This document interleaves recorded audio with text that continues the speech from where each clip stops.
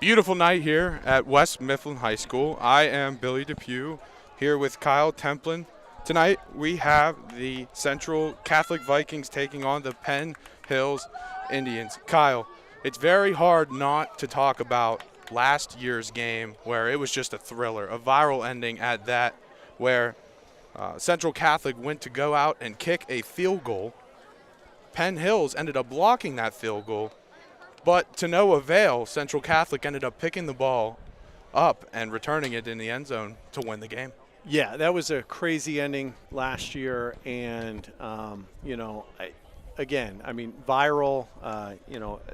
Went nationwide, like with that ending last year, and for that to be, the play of the week last year, the play of the year almost for the WPIAL. Here we are tonight. A beautiful night tonight, and two 6-1 teams clashing again tonight here. Penn Hills coming in here, and Central Catholic hosting them tonight. And Central Catholic coming in off of a loss, and it's going to be interesting to see how Central Catholic comes in, their first loss of the season, and how they respond to that loss. Coming in with hopefully a little bit of fire, underneath that loss, because like I said, it's the first loss for them on the season and the first time they've really struggled offensively, this year with the ball. And so we'll see how they respond against this Penn Hills team coming into that. Both teams 3-0 in conference play. However, this game is said to have no playoff implications, but that does not take away the magnitude of this game tonight as Penn Hills is getting ready to kick off. It's going to be a short kick to the 20-yard line. Central Catholic is looking for a return. There's a hole to the 40, down at the 39-yard line. Good field positioning there for Central Catholic. And here comes Central Catholic's quarterback and Peyton Werner, the Pitt commit, the 3-star quarterback, having a phenomenal year, Kyle. Yeah, Peyton Werner is definitely the what everything runs through for the offense, averaging about a little over 240 yards a game there, passing, and this guy right here runs the offense, and he runs a very fast-paced offense here for Central Catholic. Motion in by Eli Faulkner. He's going to get the ball on an inside zone, and Penn Hills is going to stuff them on the first play. No gain. And Faulkner is definitely the workhorse in the backfield for Central Catholic so far this season, averaging over 100 yards a game this season. 2nd and 9. In motion. Werner drops back, fires over the middle, receiver falls down. Almost intercepted there by Natel Mitchell. It's 3rd down. Yeah, Mitchell had a good beat on that. He was upset with himself for not coming up with the interception there. Werner and the Vikings facing a 3rd and long on their first drive. As you mentioned, this offense has struggled the past couple weeks, looking to catch some momentum going into this game. Faulkner motions out. Werner with the drop back. Dishes it to Faulkner. And he's going to pick it up on the sideline. Still going. Gets down at about the 37-yard line. That's a big pickup there for Eli Faulkner. And that's going to be a Central Catholic first down. Great play there in order to get Faulkner open. And again, right back into the rhythm here.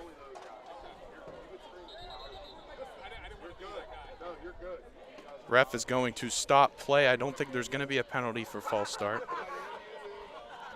No, and you'll see this from this Central Catholic offense. They move very, very quickly on their offense. And, honestly, I feel bad for the chain gang during these games because they struggle to keep up with this offense. I have an Apple Watch, and sometimes I want to run over there after the game and look at theirs to see how much work they actually put in during these games. Well, let's hope that we can keep up with the Vikings tonight. We're still in a bit of a stoppage. They did call. They called it on the Indians. It's going to be a 5-yard penalty. A little bit of a boost there for the Central Catholic Vikings. Kind of a single back set here. Tight end in the backfield. Motion as well. For Settles in the backfield. They're going to give it to Faulkner. Faulkner finds a hole, and he's going to pick up the first down for the Central Catholic Vikings as they are marching into the Indians' territory. tempo here from the Vikings. 3 receiver set to the left side. Werner drops back. Werner evades pressure. Werner's going to take off. Werner's going to gain a few on that play. Just what a play to improvise there by Peyton Werner. Didn't really have anything downfield, and even after he goes out of bounds, still tempo here from the Vikings. That's the beauty of having him in the backfield there, is that he can do that. Play action from Faulkner. Werner finds a man, and he's going to get down for another first down. This Vikings offense very promising on this first drive. Down on the 10 is the Vikings. 3 receivers set to the left as they've been in the entire time. And Eli Faulkner's going to get only about a gain of 2 there. And once again, the Vikings are going to look for a bit of a tempo look here. Eli Faulkner still in the backfield on a single receiver set. Twins look now. Faulkner in motion. Werner drops back. It's a dump down. Oh, and there's a flag on the field. However, for the time being, that is going to be waved short. However, I think the flag is going to go on the Vikings. Yeah, I think we might see an illegal block there, yeah. That is going to be a block in the back on the Vikings. It's going to be a 10-yard penalty. They're going to replay second down. And penalties like that not only push you back, but the way that the Vikings are playing right now, that does kind of mess up your timing and tempo, Kyle. Yeah, it does, and that is something that the Vikings have struggled with this season. They average about 8 penalties a game, which is high for an offense that moves this fast. Werner has a drive going now. They're going to give it to Faulkner. Penn Hills once again answering the call on the run. It's going to be 3rd and goal and long for the Vikings. I know they've been tempo, but I'm surprised that they didn't decide to huddle up there, maybe get a different play call. Nah, it's not their style. Apparently not. Receiver in motion. He's limping a little bit. Faulkner fires. Werner fires, and that's a touchdown.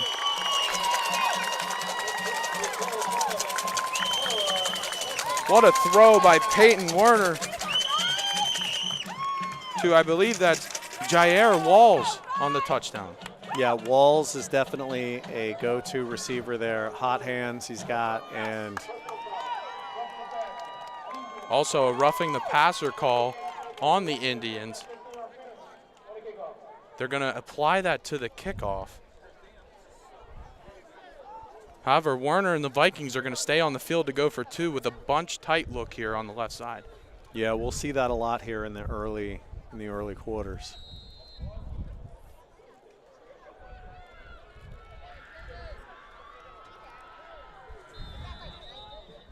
Definitely an illegal motion play on the Vikings. I believe it has something to do with the lineman moving as well. Yeah, unfortunately, you can't have the lineman move also on that. Whoa. Oh, we were wrong. We were absolutely wrong. I believe it's going to be encroachment on the Indians. Oh, that's interesting. Huh. So now the Vikings just grow half the distance closer. He's going to give it to Faulkner, and that's an easy 2-point conversion for the Vikings. He just walked in. Very encouraging first drive. Yeah. For these Vikings, Kyle. Yeah, no, it's definitely a powerful response. Like I said, I think they're making a statement based on the loss that they're not going to get walked over in this game. And we'll see how the defense responds now that they have to kick the ball back and see how they respond. But very encouraging for this is basically the Central Catholic offense that we saw in the first 4 games of the season. It's amazing because, like I said, the Central Catholic offense in the first 4 games of the season, they were scoring in drives that were only, 6 plays at the most, 7 plays. I mean, it was amazing to see. New coach this season, and under the old Terry Totten, it was a little bit more of a methodical offense, very, very, precision and everything. Not that this offense isn't precision, but this offense is just very quick strike, you know, very out there and doing it. And I have to give it to Peyton Wayner. You know, he has come in and he's been able to adapt to that. And, you know, that's amazing to see for a kid like that to be able to do that in his senior year. Not to mention he has been phenomenal at taking care of the ball, which is probably like one of the most important things to a quarterback. 24 touchdowns on the year now. Yeah. 2 interceptions in its entirety with a total of 1,850 yards. However, across from him on the other side of the ball is Julian Duggar, who is definitely no stranger to this Central Catholic team. Julian Duggar committed to Pitt just recently. He's a 3-star quarterback, dual threat, everything you look for in a quarterback. Phenomenal athlete. Phenomenal athlete.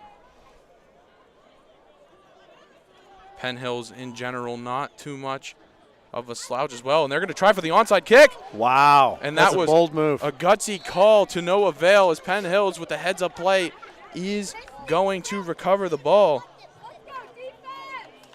That's going to give the Indians the ball on about the 35-yard line. Alongside Julian Duggar is Amir Key, who has been key to this Penn Hills offense.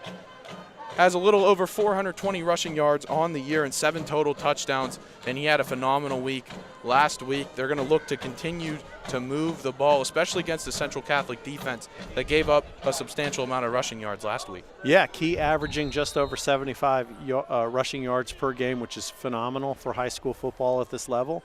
And he's definitely a force to be reckoned with for this Central Catholic defense. Pistol look for Duggar. Duggar's going to roll out to the left. He's trying to find a man, almost intercepted there, but an incomplete pass by Duggar. Surprised he didn't go with the run play there. Another man to look out for tonight is for the Central Catholic Vikings, and he is no stranger to making plays. That's Anthony Specca, the Penn State commit, who already has 60 tackles and 4 sacks on the season. Yeah, that is phenomenal, and he is just all over the field. I mean, you are going to see him all over the field tonight. He's in the backfield. He's everywhere. Too high look for the Vikings as the handoff is to Key. He's going to try to bounce it outside. He will, but will not gain a whole lot of yards. Just a couple on that play. Big play there by the Vikings. That's going to be Amari Shields on the tackle. 3rd down and about 6 for the Indians. You have to imagine they probably look in the air here, especially for Natel Mitchell, who is listed as a running back for this Penn Hills offense. However, is averaging 48 receiving yards a game, which is pretty substantial for a team that's averaging as many rushing yards as they are. It's going to be a play action look for Duggar. Duggar's going to find a man over top. It's broken up. And what a play there by Vernon Shields. And that's going to be a 3-and-out for this Central Catholic defense. Yeah, that was, I mean, I got to give it to Duggar. He made something out of nothing there. The pocket collapsed on him. He stepped up in the pocket. He fired that, and it was almost a great play, but definitely broken up there by the Central Catholic defense. They got in there. They broke up that play, and now Penn Hills is looking to punt. Interesting look here as the Duggar is also the punter. You got to imagine that they have a safe look installed here, Central Catholic does, as Settles is back to receive. And that's a bad snap, and he's going to get that punt off. Yeah. It's not going to be a great punt. I saw a Central Catholic coach down there call for a fair catch. Yeah, that was a horrible snap there for Penn Hills, where it actually, I mean, credit to Duggar, he caught it on the bounce, which that could have gone horribly wrong. So yeah, it was Duggar did a lot there in order to salvage that, even though the punt itself was not that great. Central Catholic looking to build off a very astounding 6-1 record so far. It's a play action fake. It's going to be a dump down to Thomas, And Thomas is going to get a substantial gain there. They're going to be down at about the 31-yard line. Big gain there from Thomas. Hey, Kyle, can you send it down to the field whenever you think there's a good break in the play? Werner is going to play fake. Faulkner makes a man miss, and he's going to gain about 6 yards after contact as well. Yeah, after contact. And, I mean, he's slick. He's a hard runner, but at the same time, he's got a good spin move after the fact. Werner's going to find Settles again. Vernon Settles is going to gain about 8 or 9 on that play. Excuse me, the chains are going to move. Big play there again by Vernon Settles. He's been all over the field tonight. Yeah, keep an eye on Vernon Settles because he's one that they like to run out on the fly sometimes, and he's got speed. We have a flag on the play. It's going to be offside on the defense. That's another 5 yards added on after a big play there by Settles. Wait for you guys to send. After the penalty. First and 5 from the 16. Peyton Werner sends Faulkner in motion. Faulkner's going to set out wide. Quick man over the middle, and he is wide open. It's going to be a touchdown. Colson Gatton wide open. What a play call there by the Central Catholic Vikings. Yeah, they spread everything out wide, and then he just got lost in the mix, and he was wide open right in the middle of the field. After this, we send.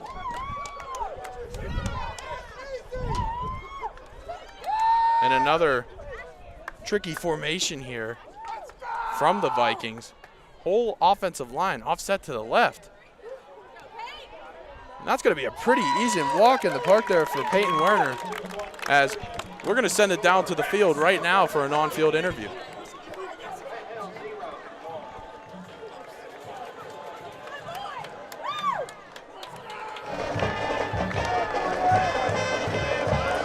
Alrighty, we have a very excited sidelines right now. Central Catholic's offense is dominating 16-0. Defense is doing great as well, shutting down that Penn Hills offense. They were forced to punt, got the ball back, and we scored again. That's all we know right now, but thank you. Back up to you guys.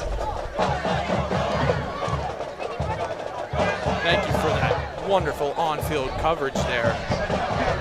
As the Central Catholic Vikings, wow, talk about taking command of this game. Kyle, you and I talked about that before we even got on air, that they needed to come out and control this game from the beginning, and they have done so wonderfully. All right, that was good. Yeah, 16-0 already, and we still have 7 minutes and 21 seconds left here in the first quarter.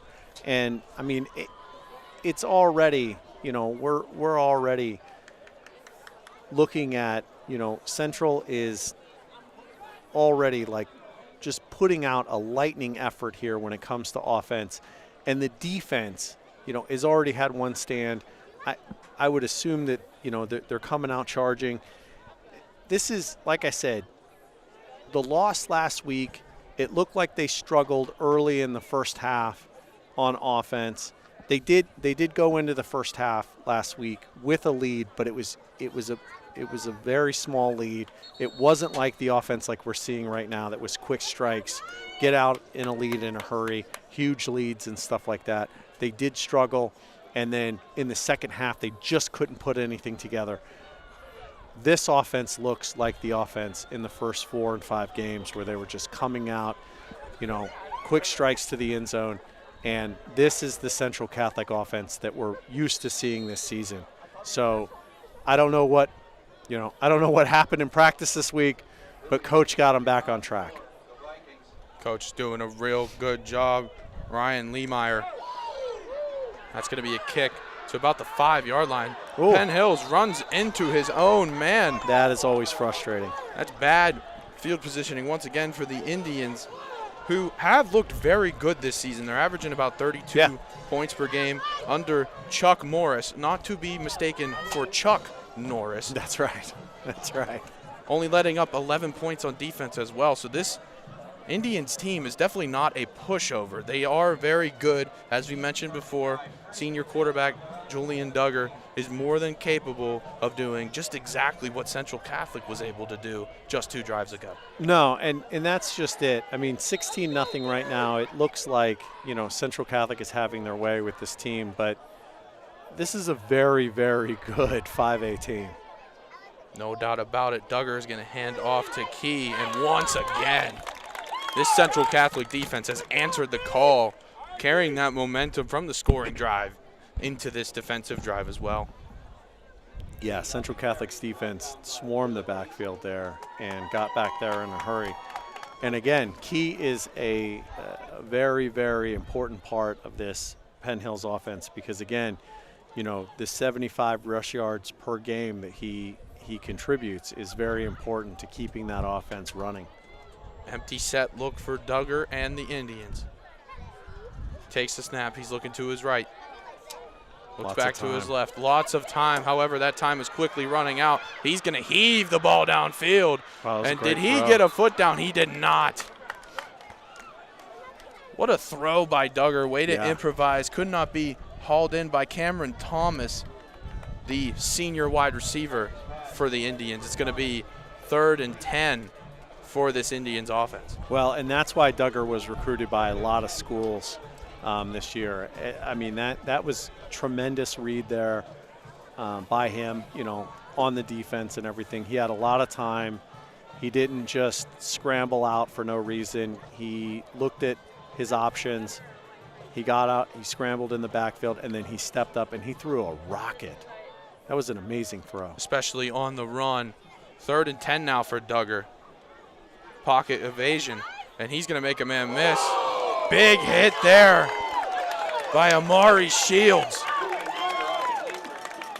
And it appears the Indians are still going to get the first down. What a run there by Julian Duggar, still met by Amari Shields. Yeah, gave up his body for the first down there, but great hit by Shields. And, yeah, you got to give it to Duggar. I mean, he put himself out there for that first down for his team. And that's what you get when you're 6'3", you know, 205. Duggar in the pistol set. He's going to give to Key. Key makes a man miss, and Key Great has run. a lane. Ooh. And once again, another big hit from Amari Shields. Wow. Wow. What a hit.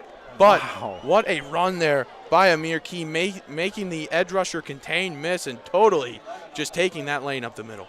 Yeah, that was some great moves there. Great moves by Key.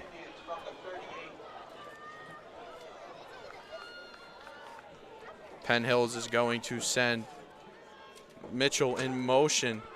The keep is to Duggar, and Duggar once again with another big run, and now this Penn Hills team has a little bit of momentum.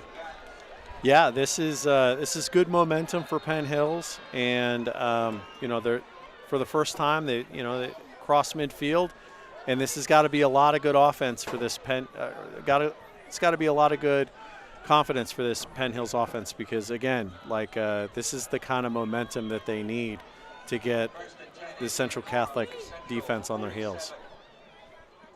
5:10 to go in the first quarter. The key is gonna. The give is going to be the Key. He's going to pick up a couple there. One of the things that you want to watch out for with this Central Catholic defense, though, is that this is something that Central Catholic does. And I say this because when you look at the Central Catholic defensive numbers, this is something that they do in the previous games. They give up a lot of the middle of the field. When you look at their numbers, teams put up a lot of offense on them numbers-wise, but they don't put up a lot of points. Correct. I do concur to that. Play fake to no running back.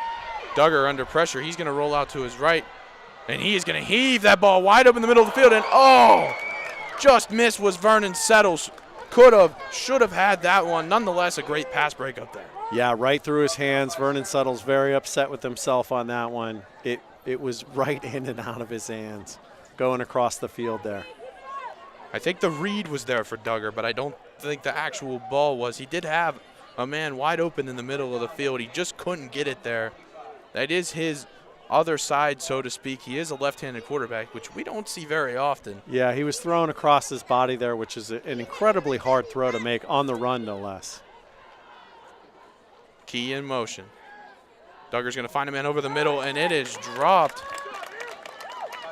Could be broken up by the Penn State commit, Anthony Specca, in coverage there.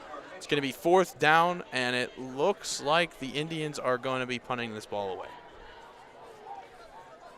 You talked about Specca early on, Kyle. You said he was going to be all over the field, whether that be in the backfield or in coverage. Coverage was pretty good there. Yeah, I mean, like I said, he really is. He's all over the field. He's something else, and that's why Penn State heavily recruited him. Also being recruited to Penn State is his fellow wide receiver, Peter Gonzalez, who is definitely no stranger to the collegiate level. No, Pete Gonzalez is no stranger at all. It's kind of funny, Kyle, because he has committed to Penn State, but he has committed one of the biggest crimes you could commit. His dad went to Pitt. Yes. Yeah, it is funny that his dad went to Pitt. Pete Gonzalez, a Pitt legend, and yes, Pete Gonzalez Jr. going to Penn State. It's you know, I wonder how that conversation went at the dinner table. So yeah. Ultimately, I don't think Pete had a choice in supporting his son. Nonetheless, he's on the field now. Werner in an empty formation here on 1st down. It's going to be a draw. Ooh. And this Indians defense has held up their own in the run game, and that's going to be a loss for Peyton Werner. Yeah, they definitely had a beat on that early whenever they saw that he was eyeing run as soon as he got the snap there. Faulkner goes in motion. Going to set himself back in the backfield. 3:45 to go in this 1st quarter.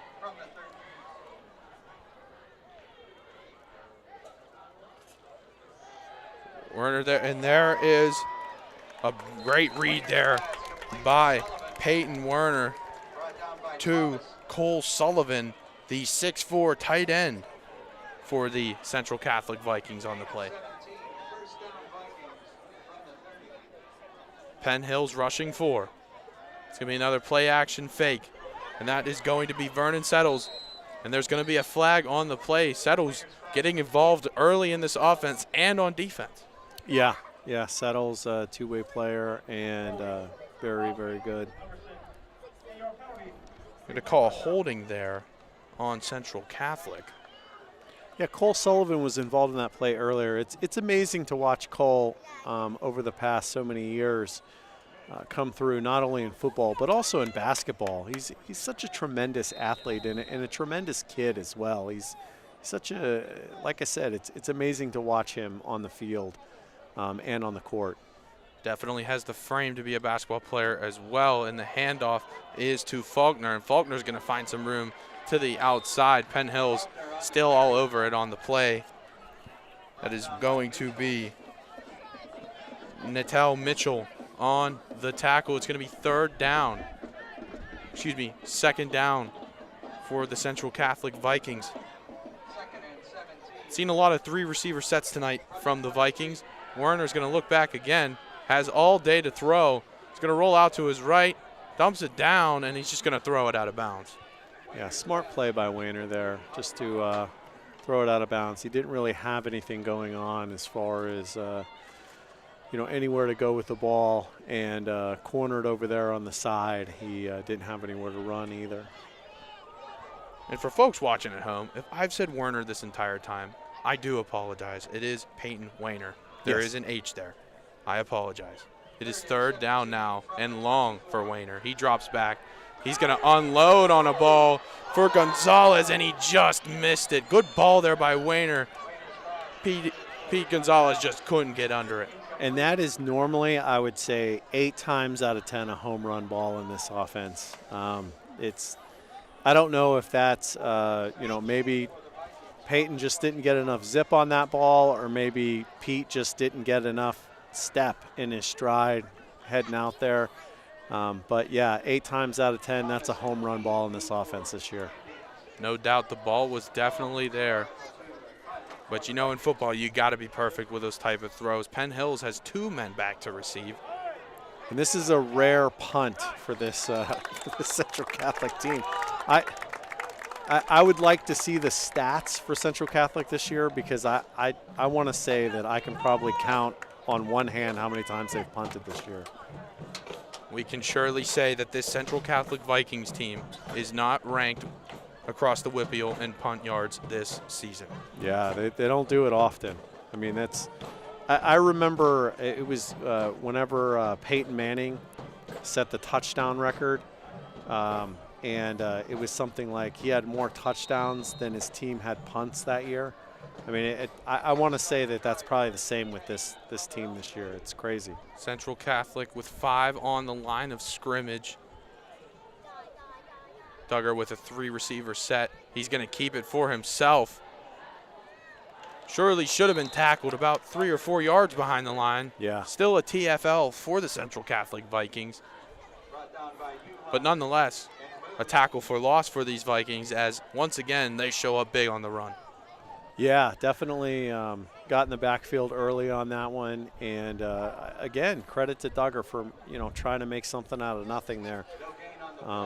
He's definitely, you know, you can see, again, why he was so sought after in recruiting.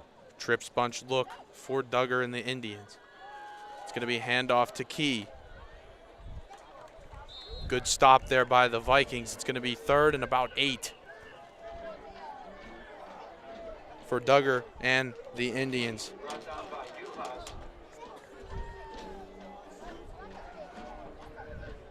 It'll be interesting to see what play the Indians go with here.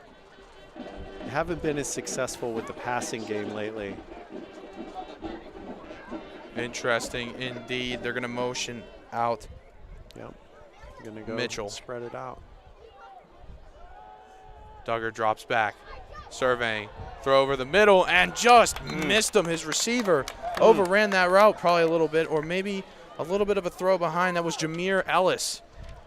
And another big stop there from the Vikings. Yeah, I think Ellis ran the wrong route, actually, is what I think happened there. I think Ellis ran the wrong route, which is unfortunate because he was open. He was wide open, right in the seam there, wide open. Yeah, it looked like he ran the wrong route, and I think he knew it once he turned around. Nonetheless, Duggar and the Indians are going to punt again.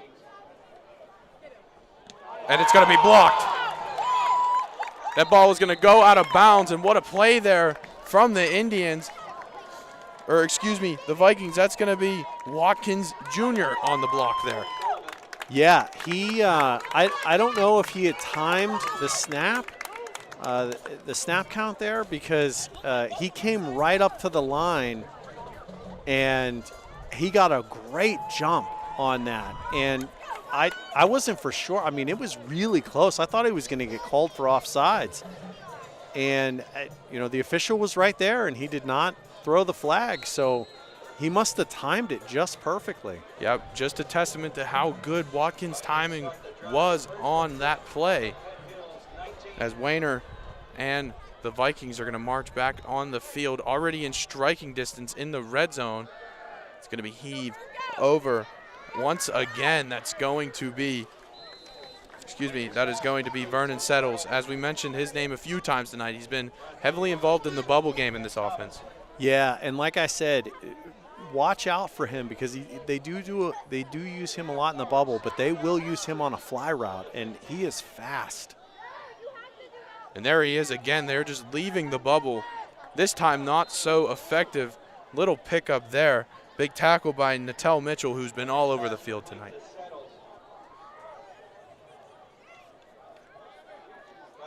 Third down and about 6.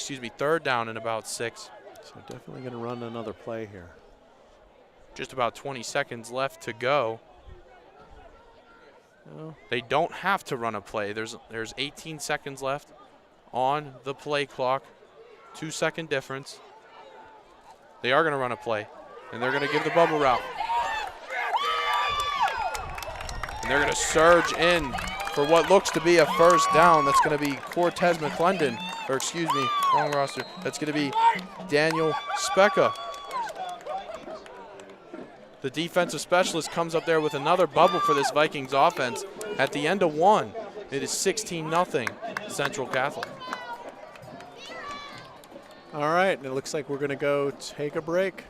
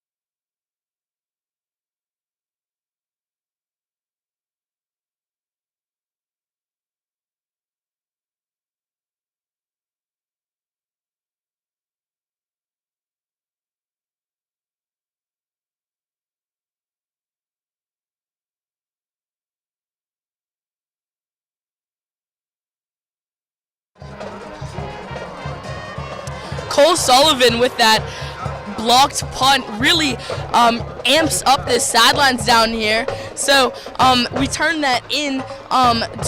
We end that first quarter with that awesome momentum. Hopefully that will keep it moving on throughout the rest of this game. Thank you. Back up to the booth.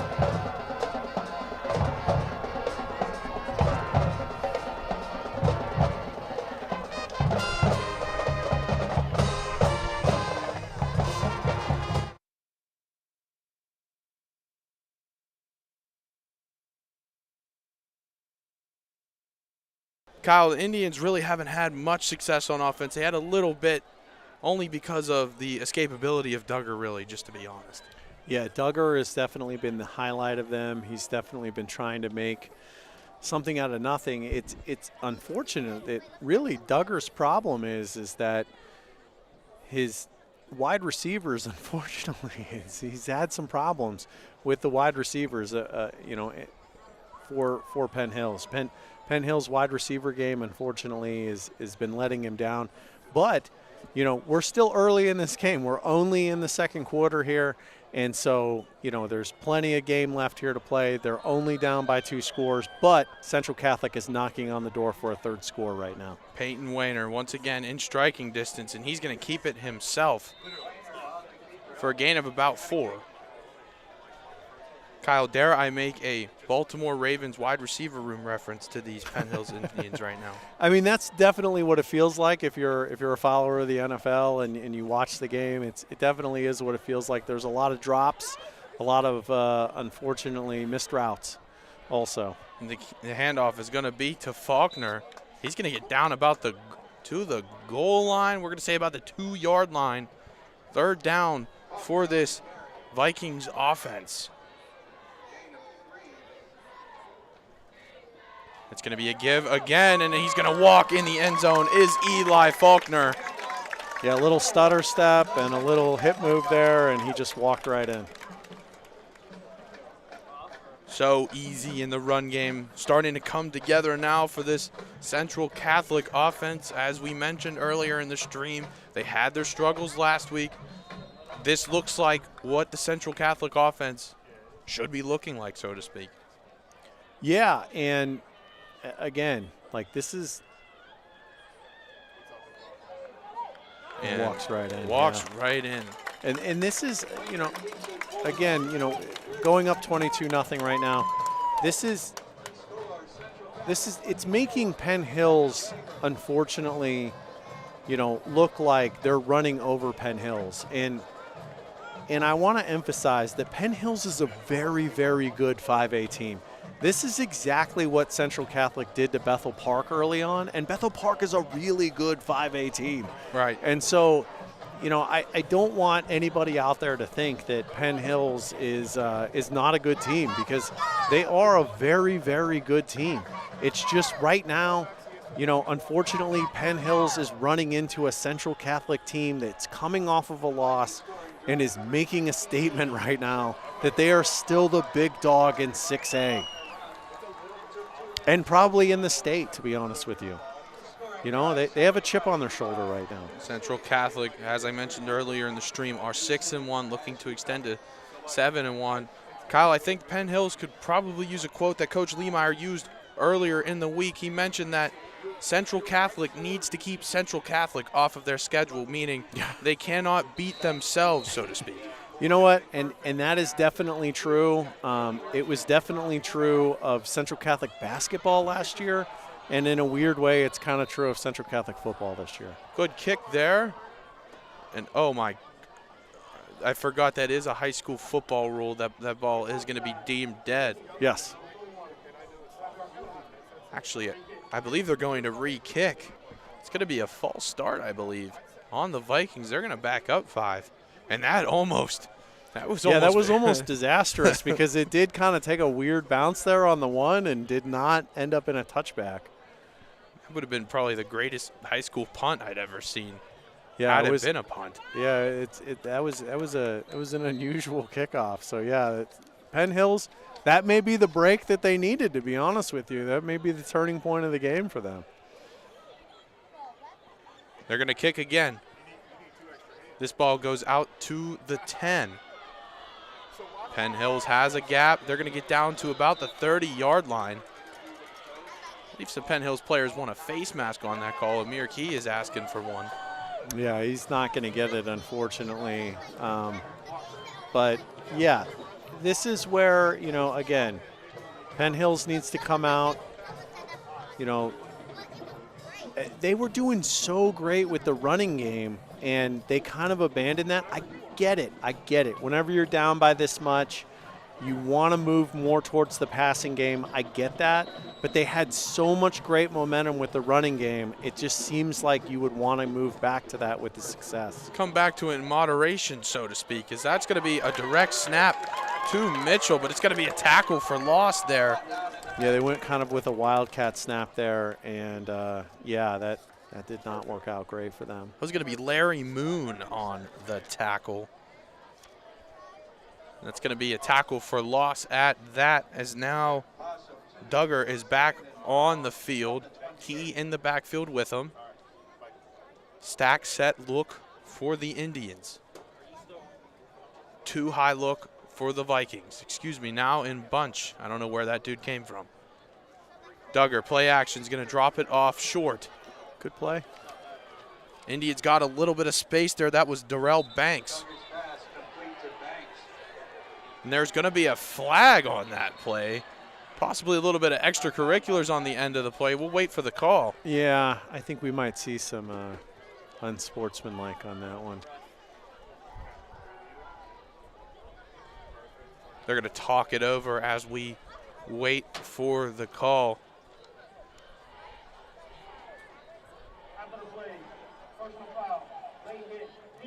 Yeah. Yep. And that's going to be a late hit there on the Vikings. I did not catch the number. However, that is going to be quite a costly penalty for these Vikings. It is. And what's interesting is that, you know, on defense, you know, that happens. And the coaching staff on defense for the Vikings is actually one of the people that are on the coaching staff for the Vikings on defense is actually Terry Totten, the former head coach for the Vikings. And that happened because when Coach Lehmeyer came on, you know, Coach Terry Totten retired, but he felt like he wanted to bring Coach Totten back on to keep you know, the tradition going and everything. So I'm sure that Terry Totten is going to have a conversation with some of these guys about some of these penalties on defense. So Mitchell in motion, handoff to Key on the inside zone. Another big stop there for the Vikings. Looked like Cole Sullivan on the tackle there. yeah, Cole Sullivan, you know, again, another guy that you're going to be, you know, calling his number a lot this game. Solid linebacker, and you know, commit to Michigan, Power 5 school. Had a lot of Power 5 offers. Duggar drops back. Pocket starting to collapse, and he is going to be sacked. That was Ty Uhas, the senior, on the sack, the defensive end, with a big sack there. Yeah, big play by Uhas in order to get there in the backfield. Pocket collapsing on Duggar there, and just nowhere to go. And Duggar, not an easy quarterback to bring down. Not at all. Hopefully they can resolve their punting issues there. Another wobbly snap, nonetheless, a little bit better than what we've seen. And that, a great punt, though. Good punt. You know, I'm surprised they didn't call a penalty on that. There's a rule where there's like a personal bubble, I believe is what they call it, and he got a little bit too far in, and I'm surprised that there wasn't a penalty call on that play. Nonetheless, good punt there by Duggar. Yeah, that was a great punt by him.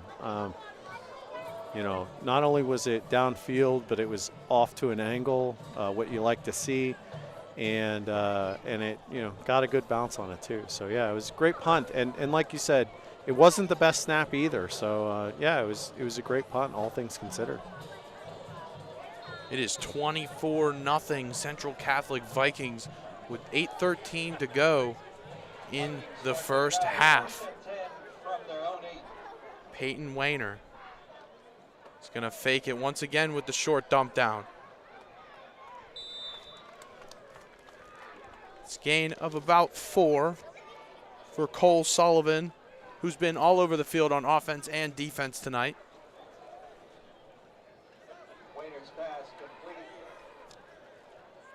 Stack look for the Vikings, and that's going to be a handoff to Faulkner, who only gains a few.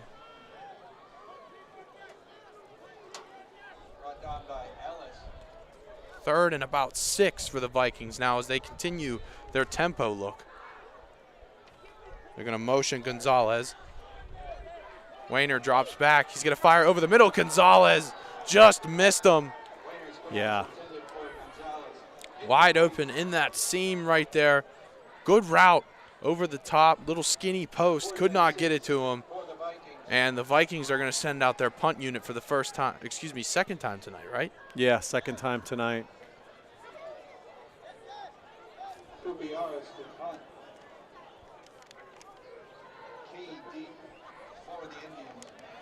But this will be interesting because this will be really good field position for Penn Hills.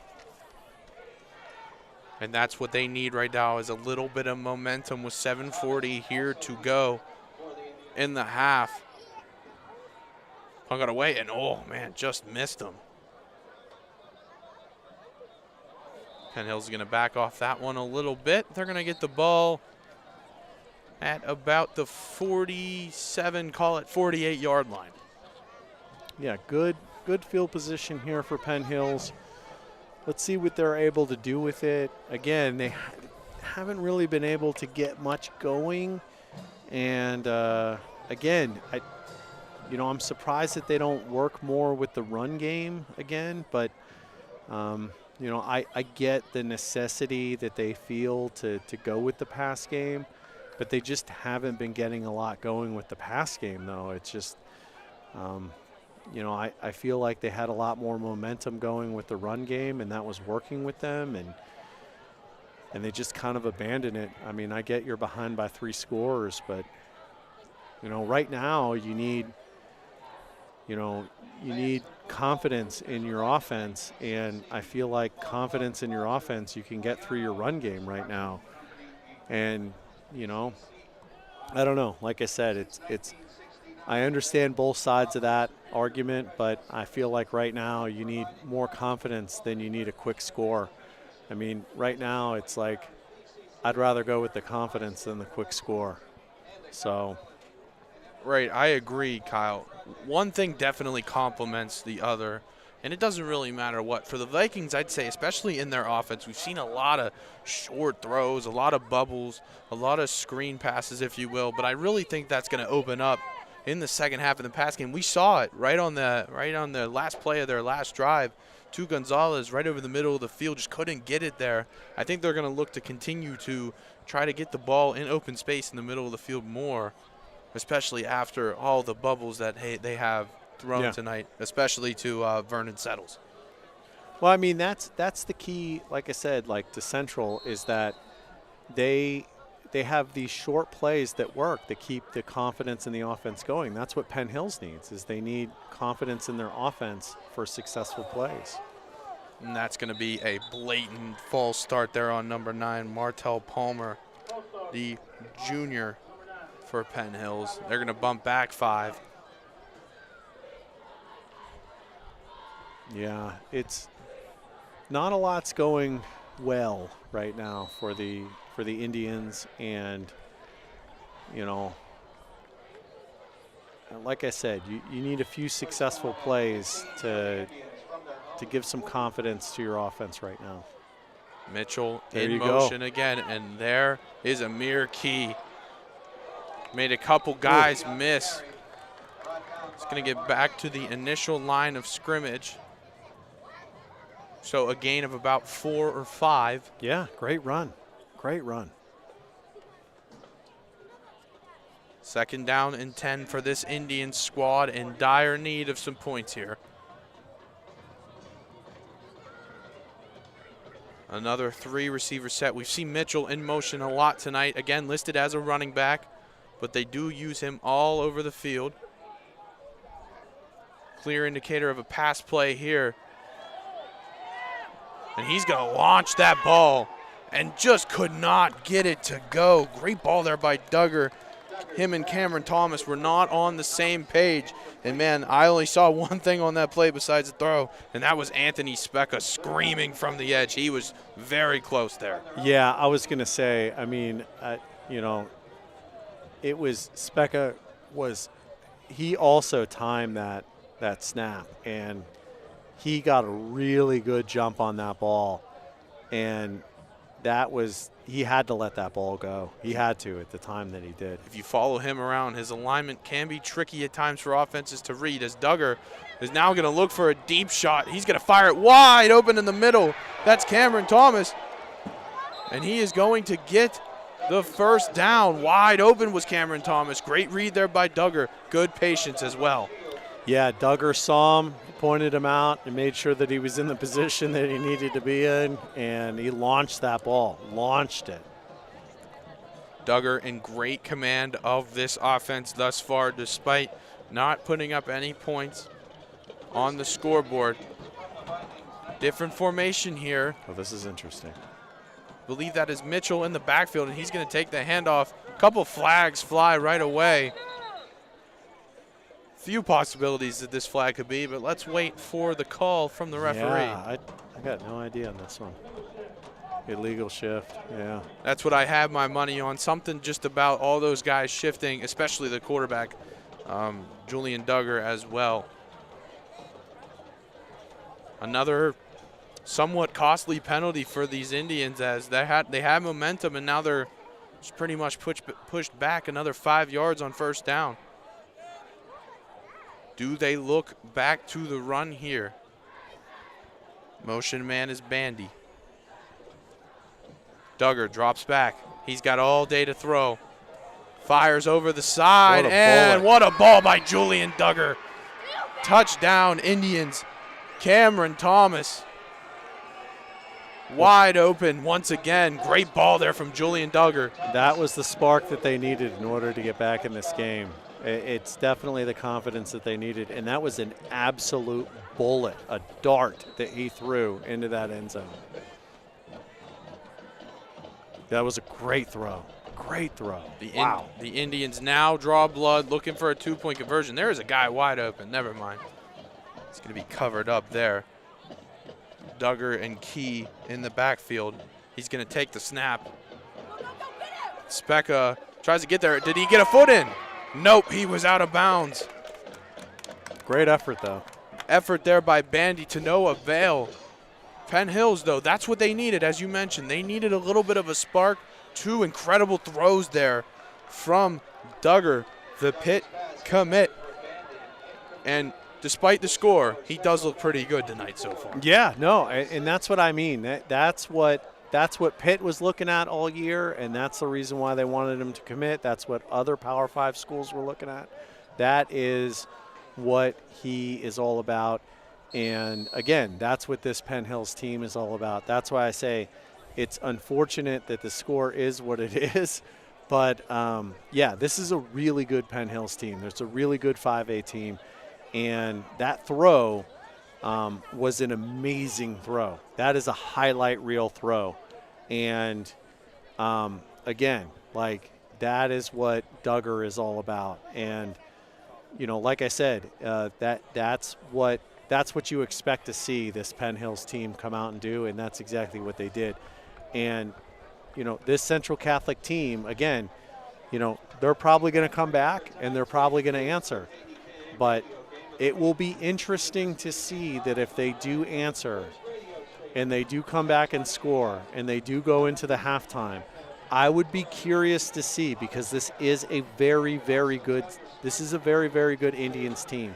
If they come out into the halftime and they come out in the second half, if they do sit any starters, or if they come back out and they play the full starters again in the second half, because you cannot risk this Penn Hills team coming back in the second half. You just cannot.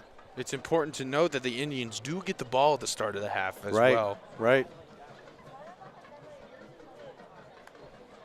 So yeah. I believe we are in a TV timeout right now, as we have a few different partners showing the game tonight. I believe KDKA is the main one.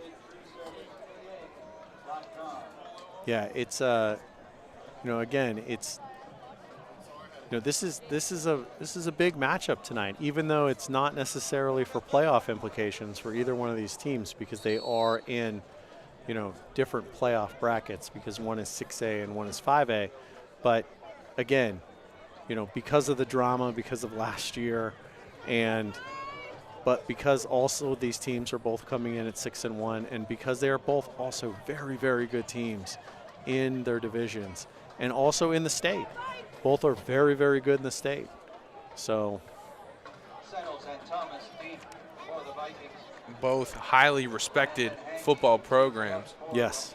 As I believe that is Bryce Covington is going to kick it off here for the Indians. Pooch kick there, received at the 30-yard line, bounced out of bounds at about the 34-yard line. Yeah, both programs also have very rich histories in the WPIAL, also in football.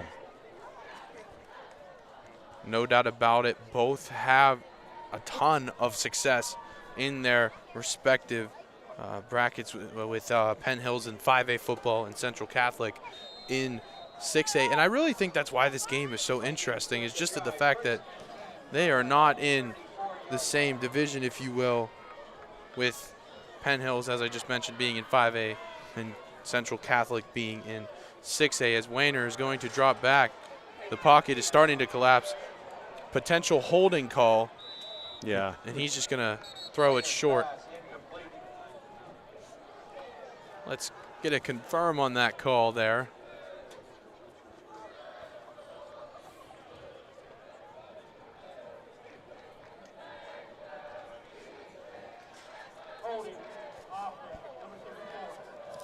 There's going to be a holding penalty on number 64, Roman Kane, the 6'2", 270-pound junior for the Vikings.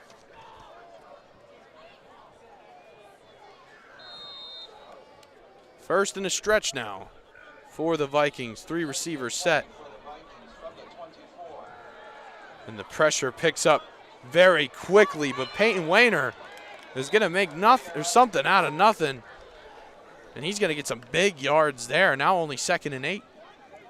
Yeah, Wayner definitely evaded a defender there in the backfield and then was able to actually turn that into a gain. Faulkner cuts it up pretty quickly there, gains a few. It's going to be 3rd and manageable for the Central Catholic Vikings. Penn Hills looking to bring the heat. They do. They're going to give it to Faulkner again. He looks just to be a bit short. You'd have to, they are going to send out the punt unit. Or maybe no, they are not. No, they are not. They are sending out the big dogs for a 4th and short. Wayner in the backfield gives it to Faulkner. And Faulkner is going to get that late push. Did he get enough? And there's going to be a late flag as well. That's what you don't like to see at the end of Regardless the end of the penalty, this is going to be an interesting spot here. Yeah. Oh, man. So the spot's close, but you hate to see the flag at the end.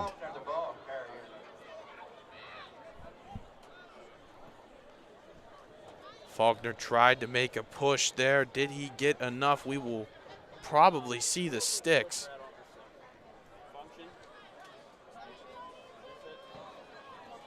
Yeah, the sticks may not matter if the flag goes against Central Catholic here. Hopefully not another misconduct penalty for the Vikings. They had one earlier.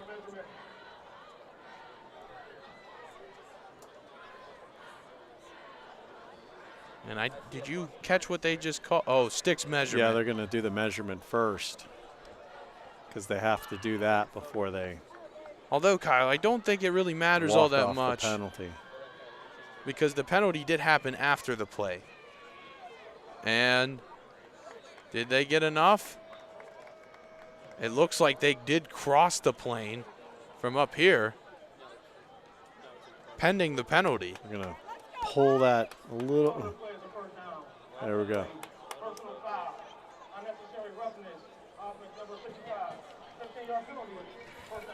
So they are going to get hit with the personal foul. However, the drive does stay alive for the Vikings. That is a tough personal foul call. That's the 2nd one tonight. Yeah.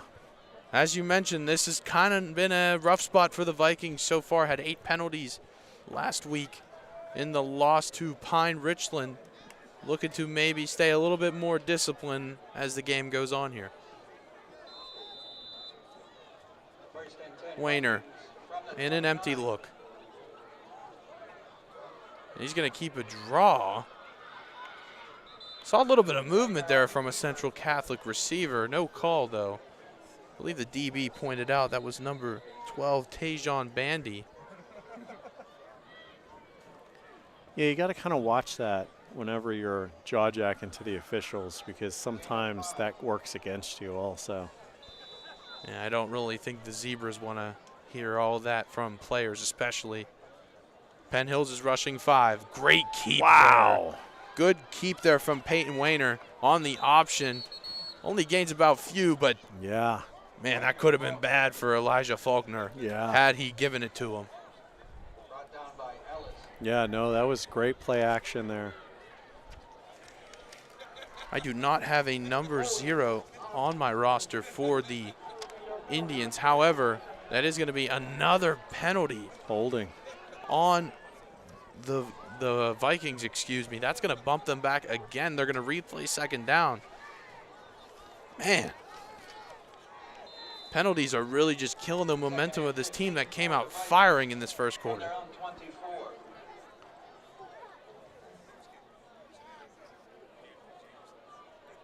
Wayner looking for possibly a new call. They are giving signs. Faulkner in motion. He's going to go out wide. Oh, he's got a wide open man, and what a ball. And just missed him. Yeah, they have not been able to link up that play this game. Normally that is a home run ball. And that's Daniel Specca. just out of reach there for the Vikings. Yeah, they have not been able to time that play correctly this game, and that is interesting that play is not worked. It did not work last game either, so it's interesting that play has been off this past couple of games. Motion again out is Faulkner. Wayner's dropping back. He's got a nice little puck. He's going to lob it over the middle, and what a grab there from Cole Sullivan, and the drive is going to stay alive from the Vikings. Good read there by Peyton Wayner. No flags on the play as well. Yeah, Penn Hills was trying to say that ball was not caught, but the official was right there to say that it was. Great play by Sullivan. They're going to hand the ball off to Faulkner. Despite the struggles from the Indians defense, their run defense has actually produced tonight, and they have looked pretty well in that department. Yeah, no, they've done a very good job of being able to read that handoff situation in the backfield, and they've done a very good job pressuring Peyton Wayner whenever they needed to. So yeah, it's really good. Wayner is good though at moving around in the backfield though in order to get plays off. I mean, he's a very mobile quarterback. Wayner labeled as a pro-style quarterback as a recruit, and he's going to try to evade. That is going to be a sack. For I believe that was Donovan Burnett, the junior, for the Indians. Now 3rd down for the Vikings. 3rd down and 8 for the Vikings from their own 43. That's interesting that he's labeled as a pro-style quarterback. I would say that for his first couple of years. I wouldn't say that this year, though. Yeah, even in this game alone, we've really seen that dual threat ability from Wayner. He's made a lot of plays that simply have seemed diminished, and even the small things like that option, for example, where that play could have been blown to pieces, and because they had Penn Hills had a screaming edge rusher, and Wayner once again was able to make something out of nothing. Yeah, I would say definitely under Terry Totten, he was a pro-style quarterback under that offense for sure. But under Coach Lehmeyer, like his new offense that he's incorporated here, I would definitely say that he's more of a dual threat quarterback in this offense. And again, I give Peyton Wayner all the credit in the world to be able to change speeds like that in his senior year, to be able to take on a new offense and to be able to learn that offense and to be able to adapt. Not a lot of people are able to do that, especially in their senior year, to be able to say, hey, Coach, I'm willing to do this, and not only do it, but do it at such a high level that he's doing.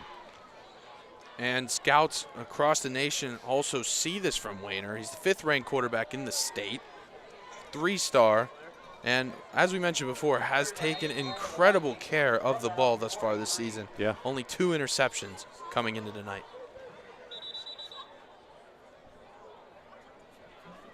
We saw a timeout from the Vikings, and now it's going to be a timeout for Penn Hills with 1:48 to go in this first half.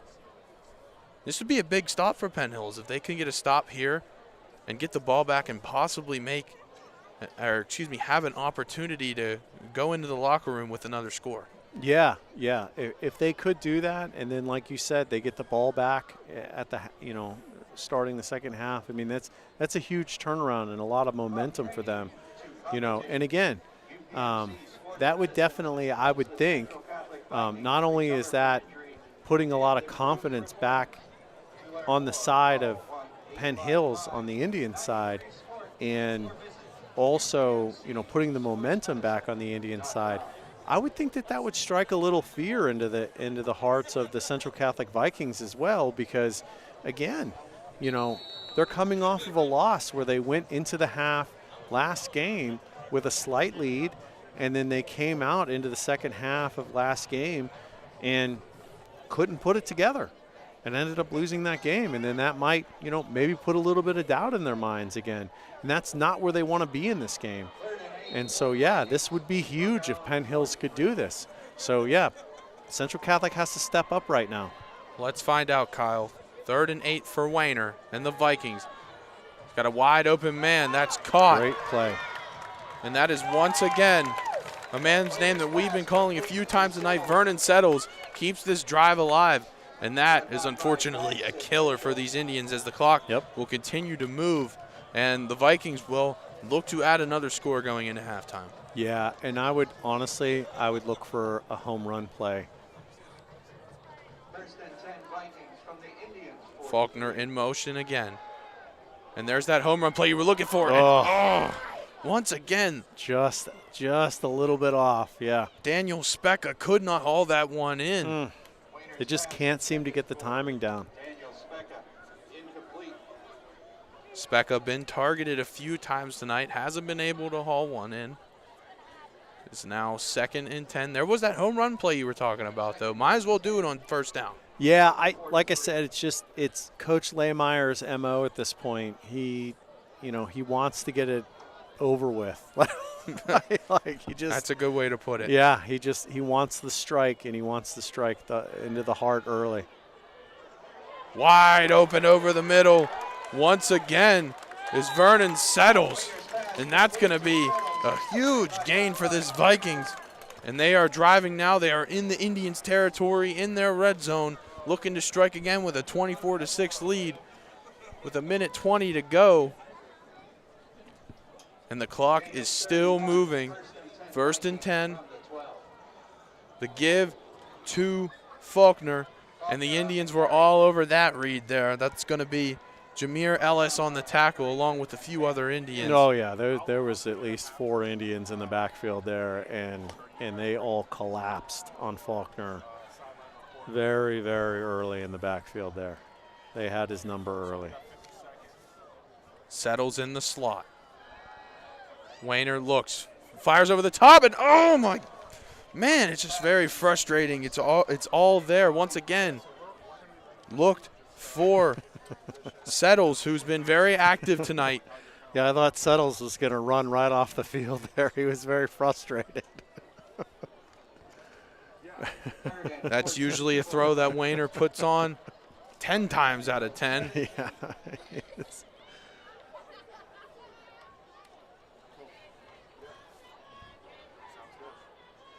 3rd and long for the Vikings. Twins look. And it's going to be a screen. And it's picked off by the Indians. There's going to be a flag on the play. And, man, you got to wonder, is that another personal foul on the Vikings? Yeah. That'd be 45 yards in personal fouls alone. Yeah, that's tough for the Vikings there. And Cole Sullivan, unfortunately, had he have just let that one go, it just would have been an incomplete pass.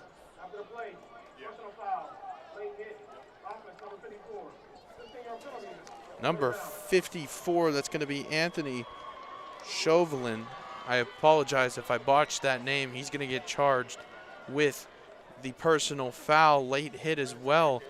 And there's that play for the Indians. Still 40 seconds. And we know that Julian Duggar, very talented quarterback, is more than capable of just, flinging that thing at least 40 yards. Oh, yeah. We've definitely seen that he can throw a rocket down the field if he's got a man open. That is for sure. Can Central Catholic answer the call here with 40 seconds left to go in this first half, as they have all night?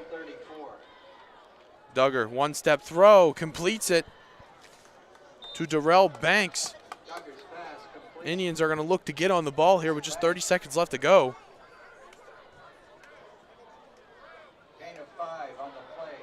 No huddle look for Duggar and the Indians. Key in the backfield.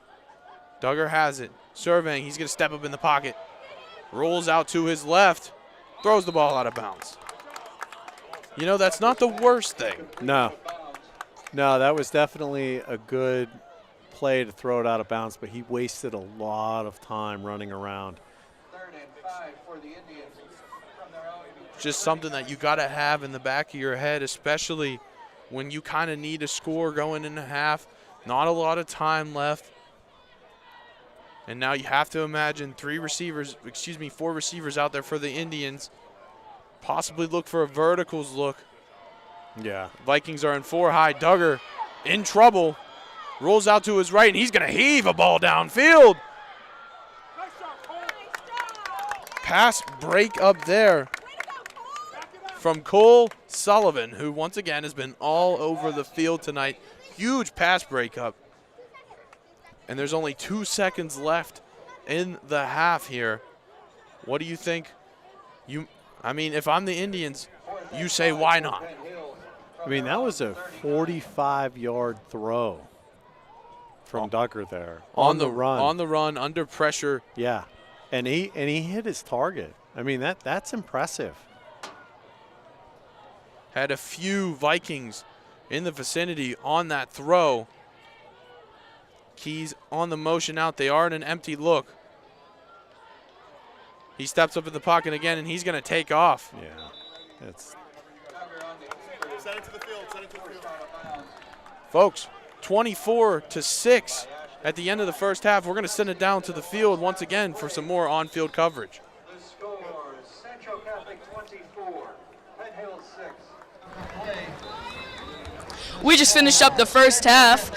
I'm down here on the sidelines with Ryan Laymeyer, the head coach of Central Catholic. Coach, you're up by 18 points. How do you feel about your team's performance so far? Yeah, not bad. I think we got some adjustments to make, all 3 phases, and we're gonna go and do it at halftime, and we got to get that done because we left some points on the board, some mistakes we got to clean up.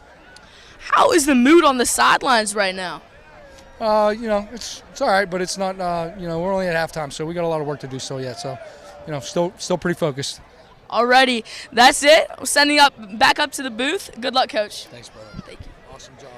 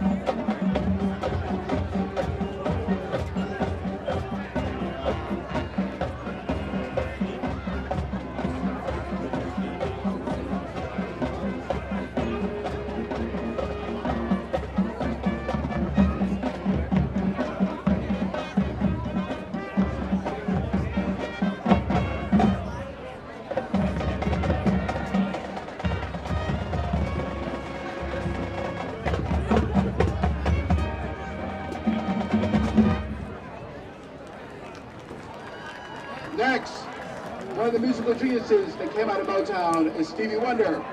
In 1976, he paid tribute to jazz legends and described why music is important in society. Featuring a mini ensemble consisting of Hunter Boyd, Cassie Bergovich, Angela Caulfield, Horatio Dawson, Layla Smith, and Lucas Lightcap. It's time to move and groove with the band as they take us to a higher ground with this song in the key of life, Sir Duke. He's coming.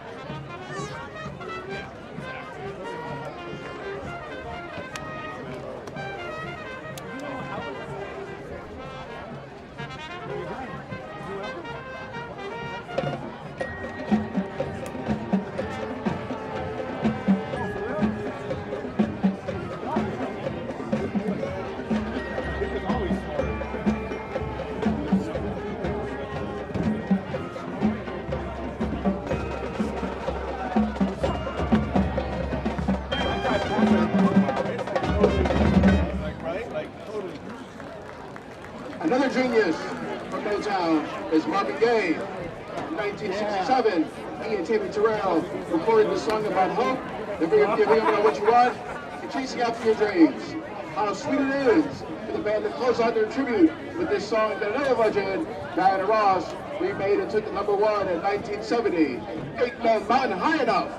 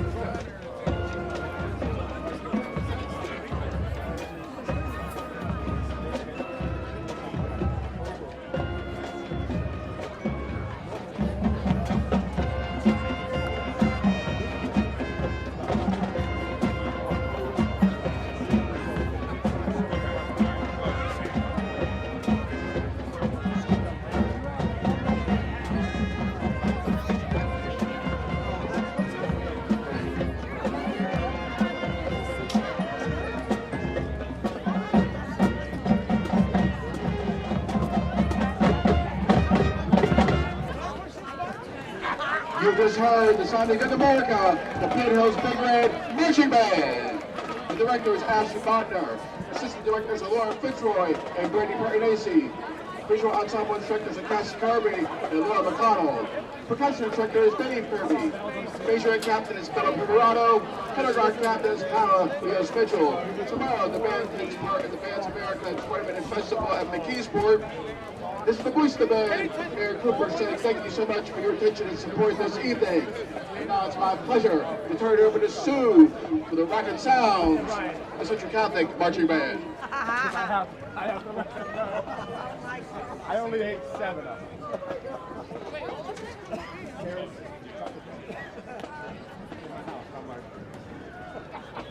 Oh yeah. But it was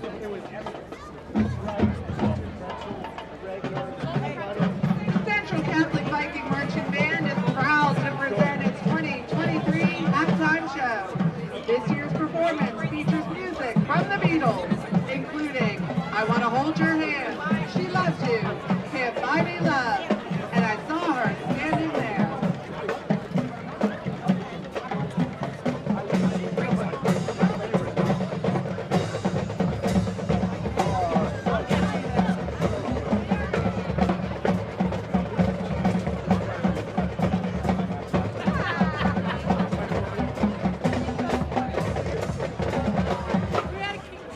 well, how about our neighbors right next door, their daughters in their car.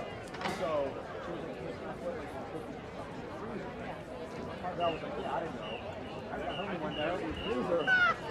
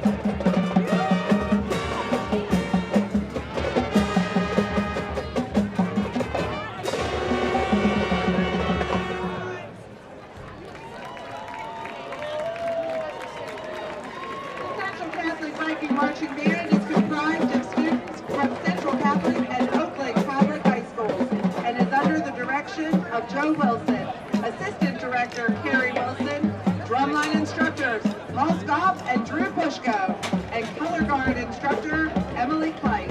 The band is led today by Senior Drum Major Ben Canary and Junior Drum Major Christopher Cuss. We hope that you enjoyed tonight's performance. Thank you for watching.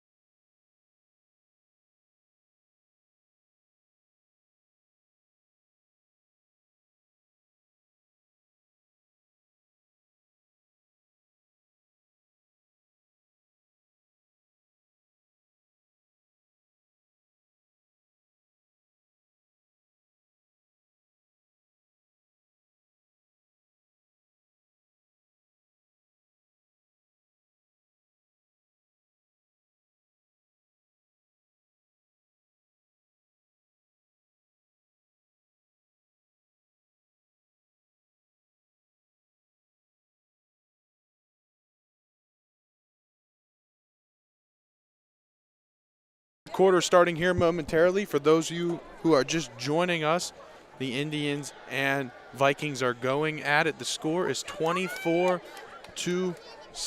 I'm here with Kyle Templin. I am Billy Depew. Kyle, very interesting first half. As we mentioned, the Vikings struggled a little bit last week on offense to get it going. That seemingly hasn't been a problem so far. No, definitely not a problem for the Vikings this game so far. And, you know, they did struggle a little bit there in the last set of downs towards the end of the half. But, you know, a lot of that had to do with penalties. And it seemed like it was just more out of frustration, a lot of personal fouls, a lot of, you know, late hits, stuff like that. I feel like there's a lot of chippiness in this game between the Indians and the Vikings. And I feel like, knowing Coach Lehmeyer, he probably got the Vikings under control in, you know, the halftime, you know, and I feel like we're probably going to see them come out and play a little bit more of a disciplined game coming in here in the second half. Absolutely could not agree more. Just 45 penalties, not just, but 45 total penalties in 45 yards in penalties alone in personal fouls for the Vikings. Heading over to the other side of the ball, Penn Hills, who will be getting the ball first in the second half, led by Julian Duggar. Didn't have a lot going until late in that second quarter, where he did find, I believe it was Tajon Bandy in the back of the end zone for a touchdown for the Indians, and also created a turnover there and prevented another touchdown for the Vikings. I'm interested to see, you mentioned it a little bit towards the end of the second half, how much will Penn Hills go back to that run game that actually had a little bit of spark early on in the game, just could not get it going. As we mentioned before, pass complements the run, vice versa, just couldn't get the pass game going, really. Yeah, you know, again, like, I feel like you come out here in the second half, I feel like you have to look at this as a brand new ball game if you're the Penn Hills Indians. And we'll see how they treat this. I just feel like they kind of abandoned the run game a little bit too soon whenever they were having a lot of success with it. And I understand the strategy. You know, that's Central Catholic has a tendency to get up on you early when they come out and they score a lot early. And they force teams into that mode to where they feel like they have to go to the pass because they have to get back into the game. But a lot of these teams abandon their run game, and then it's to their detriment. You know who didn't abandon the run game? You know, the last team that beat them. And they just kept running the football, and they won. Pine Richland had a ton of success on the ground last week against the Vikings, who ultimately did lose that matchup. Their only loss so far this season. The handoff was to Amir Key. Just ends up back at the line of scrimmage. Kyle, it's a little tough, though, to just strictly run the ball when you have a talented quarterback in the likes of Julian Duggar, who is committed to the University of Pittsburgh. No, it's true. Duggar is a tremendous talent, and, yes, he has a rifle of an arm. Fumbled snap. And there he is. We were waiting for the tackle for loss. And Anthony Specca, who has been all over the field tonight, gets a huge tackle for loss there on that two-back set from Penn Hills. Did not work. Now it's 3rd and long for these Indians, who are desperate to get the ball going here. Yeah, and right after I said that they needed to run the ball more, they take a huge loss on the play. That's not very much confidence, you know, in your run game whenever that happens. I get it. It's tough. Net of -5 yards this drive. That's going to be an encroachment on the Vikings. Number 33 for the Vikings. It's going to be Ty Uhas. Yeah, Uhas knew as soon as he jumped the line there. He knew. It looked like, and we've seen that with the Central Catholic Vikings. It looks like they're trying to time the snap there, and they've gotten away with it a lot in the first half. It looks like maybe they've made some adjustments, the Indians have, on that. Uhas, typically in a defensive end look, has been the bull, so to speak, for this three front for the Vikings. It's 3rd and about 9 for the Indians. Julian Duggar has a trip set to his left. Key as well, and he's going to motion out. Duggar drops back. He's got a nice pocket. Senses some pressure. He's going to get rid of the ball, and it's just going to go out of bounds. Yeah, he had to get rid of that ball in a hurry because he had 3 Central Catholic Vikings that were barreling down on him. Roman Kane actually made the grab for the Vikings there on the sideline, but nonetheless 4 and out for the Vikings. And if I'm an Indians fan, I'm going to be a little worried about what happens here next because only one punt has looked okay, so to speak. The snap was even wobbly on that one, but the special teams unit has not really got it together, so to speak. Another bad punt, and that almost was blocked again. I think he might have gotten a tip on that, honestly. Might have got a tip on it. Was, I believe, Cole Sullivan once again just timing it up. Yeah, I think he might have gotten a tip on that. Him and Anthony Specker in, just missing that blocked attempt there. And, you know, you can joke about it all you want. Some of these long snappers get paid big bucks in the NFL. They are very hard to come by. And as you can see there, it is very important to have a guy that can get the ball back there, at least an ample amount of time for Duggar to get the punt off, so to speak. I tell football fathers all the time that if you want your son to go to the NFL, that you should probably have him out in the backyard practicing long snaps. No doubt about it. As Faulkner makes a man miss, he breaks a tackle. He's going to gain about 4 on that play. 5. It's 2nd and 5 for the Vikings. They're going to go back to that tempo, no huddle offense. 2 receivers wide on each side. They're going to give to Faulkner again, and quite the push there from Faulkner. Seemed like he was just going to get back to the line of scrimmage. Gained about 3 on that play. It's 3rd down, and that Penn Hills D-line looks very fired up as they're going to get now in a man-pressed look. They're going to send a few, and the give is to Faulkner again, and he has grass, and he is gone. Sayonara, Elijah Faulkner. What a run, what a cut from Elijah Faulkner. Yeah, and no flags in the backfield, so that is definitely going to count. And that high press look from the Indians really just exposed everything behind that offensive line. Really no security at all. That cover 0 look from the Indians. Yeah, they cover 0. They went all in, and Faulkner gave a couple of moves there, at the line, and as soon as those moves worked, he had nothing in the back, nothing there once he got past the line, and he had open field, and that was it. Have a Indian down on the field. They're going to help him up. It's going to be Bernard Ndum. He's been playing that three technique tonight for the Indians. Wish him a speedy recovery and hopefully back into this game. Having a little trouble there putting some weight on that left foot.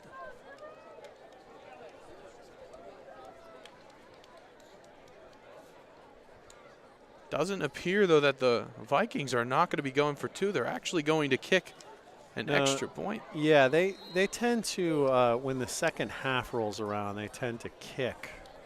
That's kind of their MO this season, is they go for 2 in the first half, and then they kick in the second. So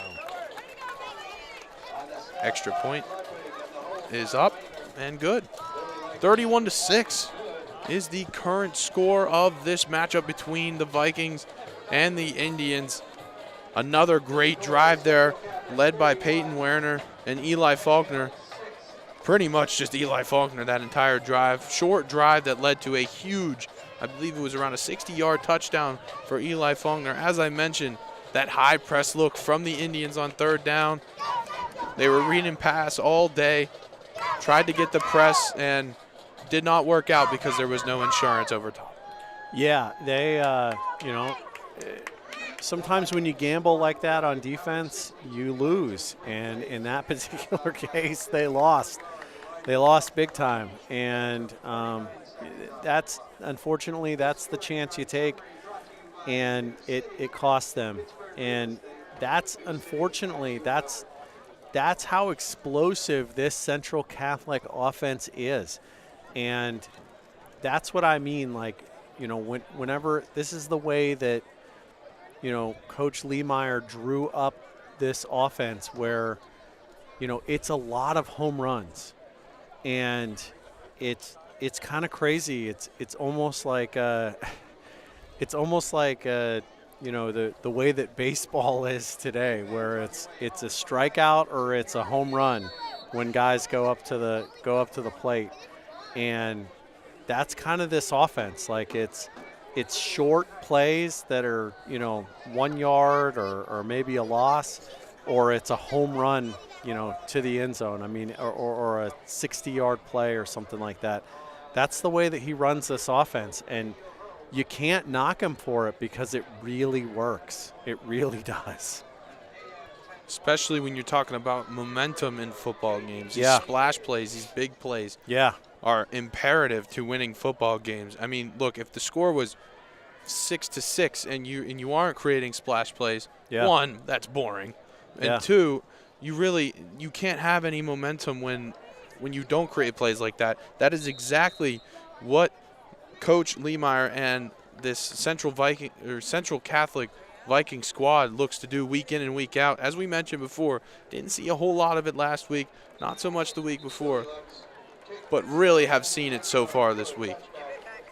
Yeah, it's hard to argue against the strategy because it works. I mean, it's you know, he's 6-1 for a reason. It looks like he's, you know, well on his way to 7-1. I mean, it's still early in this game, but, you know, again, and he's beaten some really good teams doing this. I mean, you know, again, Penn Hills is a really good team. I know it doesn't seem like it tonight, but they're a really good team. Bethel Park, a really good team. He beat North Allegheny like this, and North Allegheny is a very, very good football team, not just in the WPIAL, but in, you know, in all the state.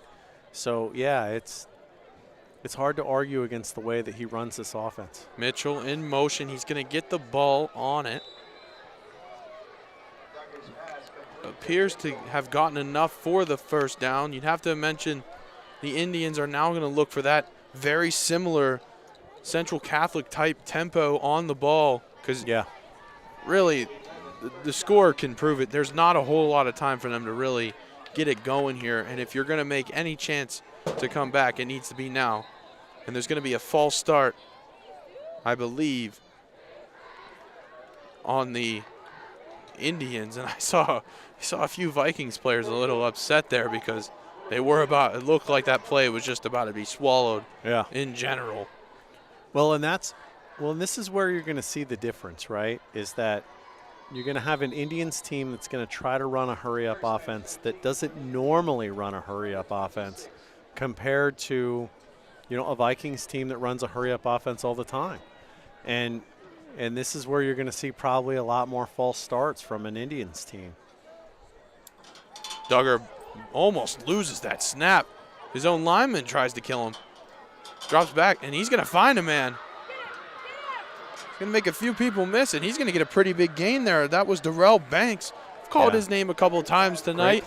Great play. And, man, Julian Duggar really just showing off now. I mean, the score, as we mentioned, isn't really showing it. He's made a ton of plays tonight. Yeah. I may or may not have made a Ravens wide receiver comparison earlier on in the game as to the NFL last week. But they have started to put it together, not so much on this last drive, but so far in this drive, it's looking promising for the Indians. Well, I'll tell you what, that was an absolute bullet to that wide receiver. If he wouldn't have caught it, I think it would have went right through him. Duggar steps up in the pocket. He's going to roll out to his right. Tries to find a man. He's going to put it in his right. He's going to go out of bounds, and that's another late hit. Yeah, that was definitely a late hit. What are we doing here? And I know that he's trying to argue that it wasn't, but I'm sorry. Like, I hate to say that was a late hit. Colson Gatton just simply would not let go of Julian Duggar. That's going to be the 5th personal foul call on this Vikings defense. Yeah, unfortunately, that's, with the game going the way that it is and the chippiness of the first half, as an official, you have to throw that flag. Confirm the call.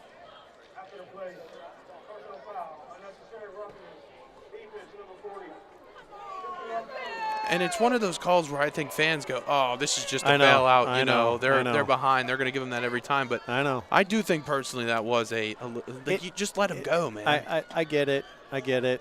I get it. From a fan's perspective, it's they might feel like it's a bit much, but again, with the chippiness of the first half, you don't want that to bleed into the second half here and for it to start getting ugly. And you want to be able to protect these kids. And as a guy that used to be a former official, not in football but in basketball, that's a good call. Duggar's got all day to throw. He's looking. He's going to get rid of it. Actually had a man open there. That was Cameron Thomas over the middle.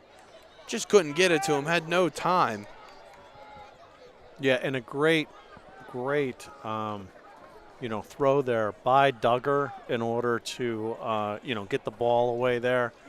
And, a tremendous tackle there by Aston Blatt there in the backfield. Blatt applying pressure to Duggar. He's got all day to throw again. They're going to call the hold. Duggar makes a man miss. He's going to continue to play, and he's going to get down just at the 19-yard line. But this is going to come back. That's going to be on. That is going to be on. I do not have a number 60 on my roster. That is who it's going to be on for the Indians. Yeah, great effort there. Great effort there by Duggar. But, yes, it is going to come back because of the hold. But probably a very good hold because he probably would have gotten destroyed on that play. The way this Vikings defense operates, I think, and you kind of have to watch to see it. They always have an extra guy treating Duggar as if he's a receiver, so to speak, that is able to make his own play, and they have a spy on him at all times. And you'll see the spy will step up to the pocket right there. And that's going to be another completion for Kyle Duggar. And look at the effort from Cameron Thomas. And he is going to gain more than he probably should have. That's going to be a first down for the Indians, and they are starting to put a drive together. Yeah, that should have been a 5-yard gain at the most, but Thomas actually had a defender on him and carried that defender another 10 yards on that play. So, yeah, great effort there by Thomas in order to keep that play going for the first down and then some. Folks, keep your eyes on Anthony Specca. He just simply follows Julian Duggar all over the field. If he is not rushing from the edge, simply being a spy, he stepped up in the pocket there, and Duggar got it off just before Specca was able to make the play. It is first down and 10 for the Indians. Ball on the 15-yard line. Duggar's going to let one go right over the middle and caught. Cameron Thomas for the Indians. Great catch. Great catch, great throw, and the ball spin. Oh, the referee did not like that. Yeah, no, he can't do that. Man, if it were up to me, wow. I know. Regardless, it's going to be a touchdown. It is going to be a touchdown. Yeah. It's like I remember in the NFL when most celebrations were banned, and then they just started using it as an acronym for the No Fun League. It was a ball spin. Come on. Yeah, I know. But, yeah, it's, again, like with the way that the game is going with the chippiness, I mean, the refs are going to start looking for that kind of stuff. And unfortunately, a little ball spin like that, and, who knows what was said maybe whenever the ball, whenever he gave the little ball spin, and again, we're up here, they're down there, so. Correct. Duggar on the two-point conversion simply has no time. He's going to get that ball off and just could not get it there. that it was going to be Colson Gatton who got the personal foul on this drive that, simply kept this drive alive for the Indians, able to apply some pressure there on that 2-point conversion. It is now 31-12. Central Catholic Vikings with 6:43 to go in this third quarter. Kyle, there's still a good amount of football left to play here. Yeah, there's still a good amount of football left. This is a good Indians team, like we keep saying. The Indians have some life in them. They will not go quietly into that good night. And again, they're a very, very good 5A team, a playoff contender, a team that is going to make some noise in the WPIAL playoffs and maybe even in the state playoffs. And again, when you have a quarterback like Duggar that's leading your offense, you're always going to be in it, and they're definitely in this game. Again, now it's going to be interesting to see how Central Catholic, Peyton Wayner, and that offense responds, because they also have a chip on their shoulder. They also are contenders in the 6A.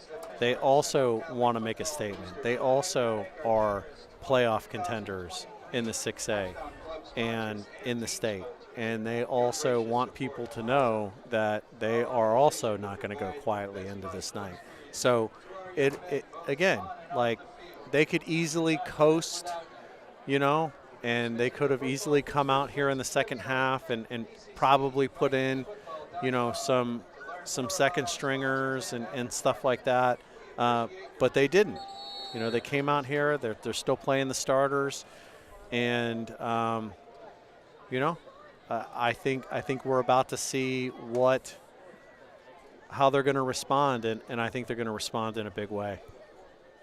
Look for the Vikings to lean on their running back, Elijah Faulkner, who is on pace to have his 4th 100-yard game this year.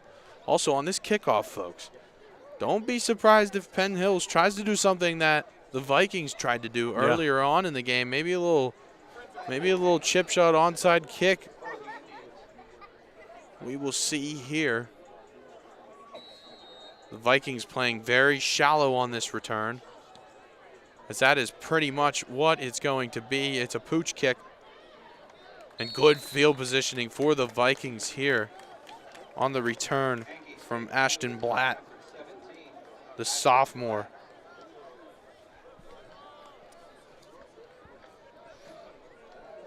Vikings looking to capitalize off a huge drive led by Elijah Faulkner.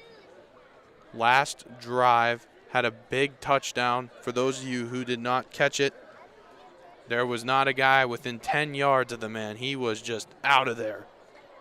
Hopefully they can emulate that again. Peyton Wayner will lead this Vikings offense back on the field. Expect another bubble, especially with how far off these Indians are playing off the line of scrimmage.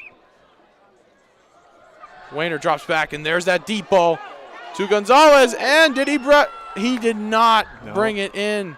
Almost had it there. Almost hauled in by the Penn State commit, Peter Gonzalez Jr.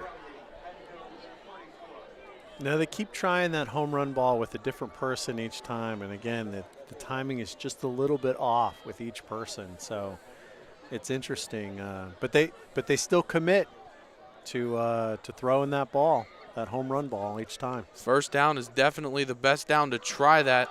Faulkner is going to be given it, and he is just going to be met by a sea of Penn Hills Indians, led by Natel Mitchell.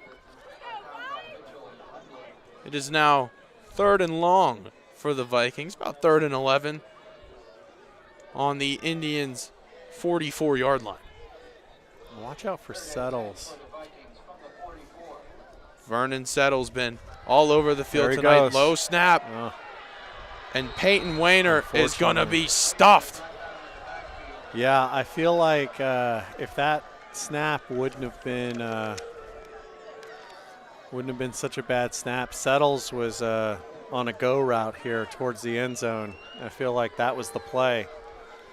And that might have been another ball there towards the end zone. Bernard Ndum is the first one to get to Wayner. It is now time for the Vikings to punt. 5:30 left to go in this third quarter. Kupiaris will send it away, and it's a fake, and it's a handoff as well. And wow, what a gutsy call there. Yeah. Handoff Gutsy, to Thomas. But not a bad area to run a fake. You're midfield. You know, definitely a gamble, but not too much of a gamble because you're not really giving up much on field position there. So if you're going to run a fake, I mean, that's definitely the spot on the field to do it, and you know, right time of the game to do it. I mean, it was a good gamble to try. I mean, if he would have beaten that one guy, I mean, he definitely would have had a first down. We're going to see here shortly whether or not that will bite the Vikings in the butt. 31-12 is the score. Julian Duggar looking to cut this Vikings lead. He's going to send a man in motion. He's going to roll out to his right. He's looking. Tries to get the ball to Martell Palmer on the comeback route. Could not get it to go. It is now 2nd and 10 for the Penn Hills Indians. Yeah, that was an interesting play because the wide receiver routes were kind of all over the place there. It was interesting. I'm not sure that's how the play was drawn up. Seen that a few times tonight from this Indians wide receiver room. Yeah. Looks like a bit of miscommunication on both sides of the ball, albeit. Yeah, that's definitely true. Duggar once again rolls out to his left.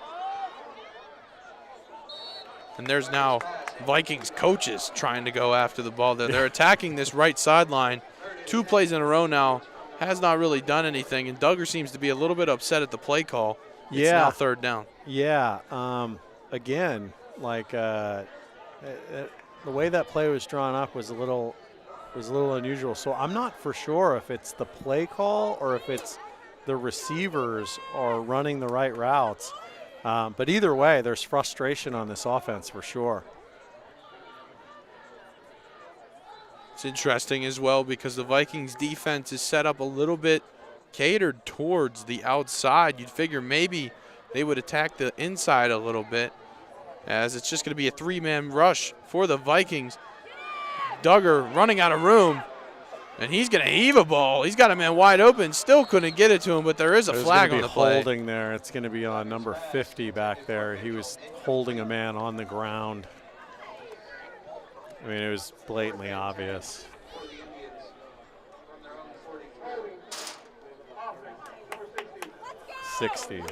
Number 60, again, we do not have him on our roster. I believe that's his 2nd penalty of the night. The Vikes are going to decline the call. Yeah, you can't just keep a person on the ground. Like that's, yeah. So it's a. I believe in high school football it's a little bit different, finishing your blocks, so to speak. I don't think you're allowed to have them pinned on the ground like that. Yeah. Initially was a good block. And yeah, it was a good block, but yeah, you just can't keep them there forever. Like it's not how that works. So. Duggar once again walking off the field in frustration as he just got another bad snap. Was able to actually pin him, I believe, down to somewhere around the 25-yard line.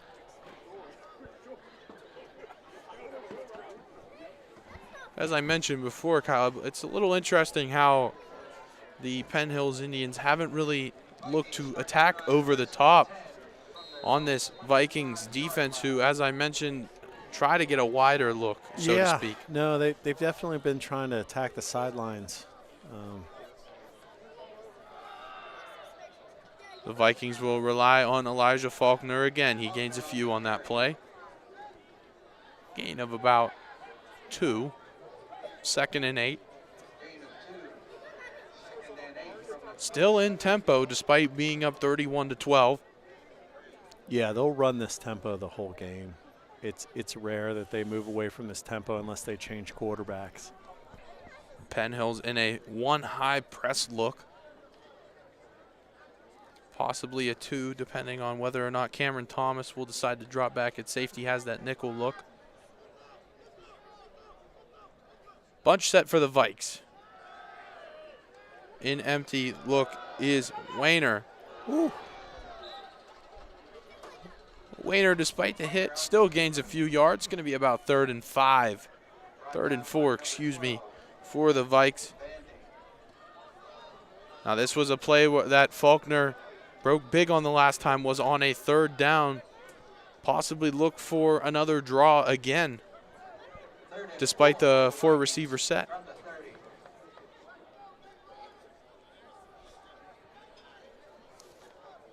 You have Settles in the slot alongside Cole Sullivan as that inside receiver. Wayner drops back, and he is going to find Settles, and Settles going to have some room. Possible targeting call there, not called. No, I feel like that was close enough to the shoulder that they'll probably let that one go. They did let it go. Big play there from Vernon Settles on the throw from Peyton Werner. He drops back again, and there's that deep ball that they have desperately been looking for, and they got it. They got it. He's been a little quiet tonight, but Peter Gonzalez brings it in for the Vikings touchdown. Yeah, sooner or later he was going to catch that ball, and yeah, they finally found him and they got the timing down. Wayner and this offense led by Coach Lehmeyer, has been looking for that deep shot, that big play, so to speak, that got one on the last drive. And they just got another one again, looking to extend their lead here on this extra point. It is good. They extend their lead 38-12. And that might have been the nail in the coffin there, even though there's still a good bit of time here in this 3rd quarter. Yeah, there's still a decent amount of time, but I think you're right. I mean, it's tough at this juncture of the game to be able to come back from this amount of scores.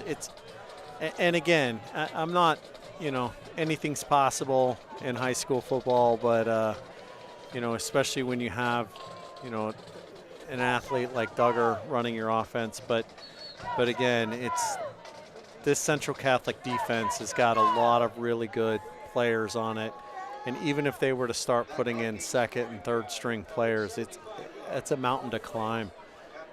At this point, I think the game is pretty much out of reach. As you mentioned not too long ago, Kyle, anything can happen in high school football. It is true. If you need a little bit of gospel on that, just simply go back to last year's game. Yeah. With a thriller ending.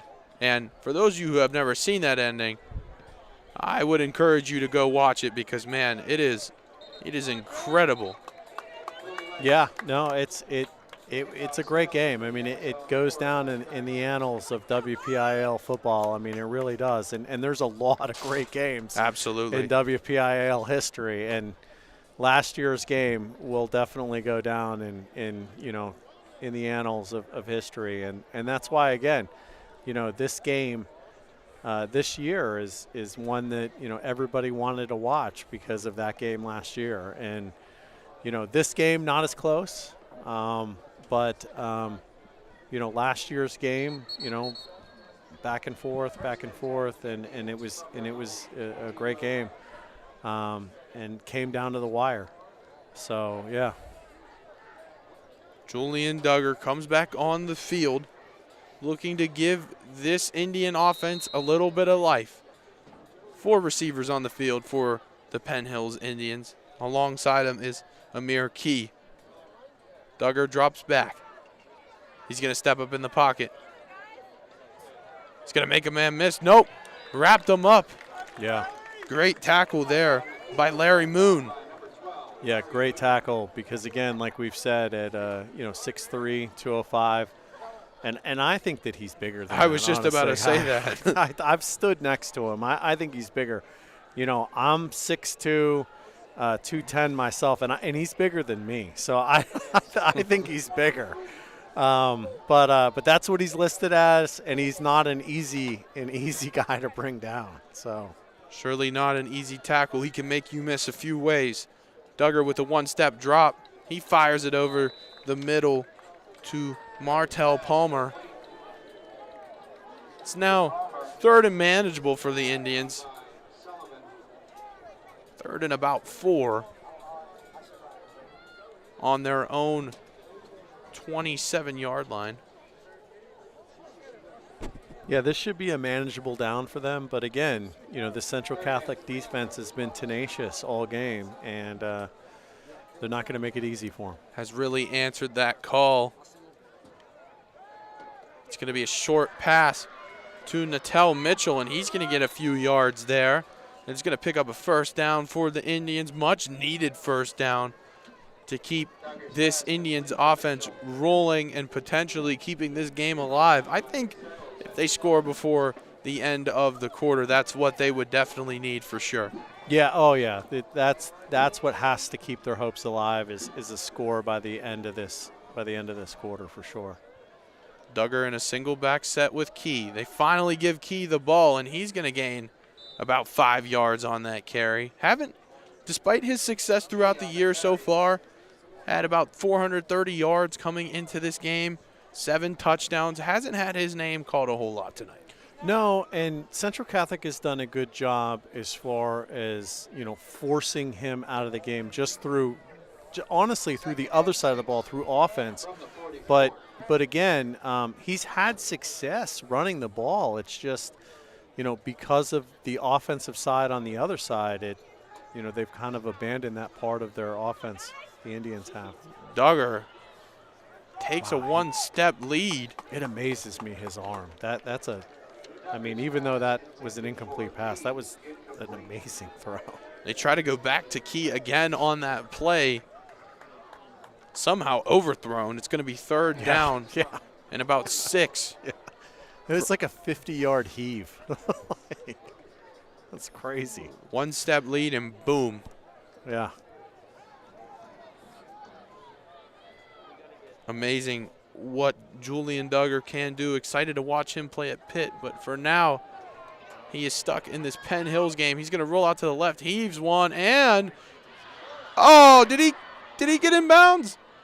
They're going to say no. No. That was a great effort, though. Wow. It was a great effort. That was almost like a Randy Moss type catch. Man. It's going to be 4th and 6 now for Penn Hills.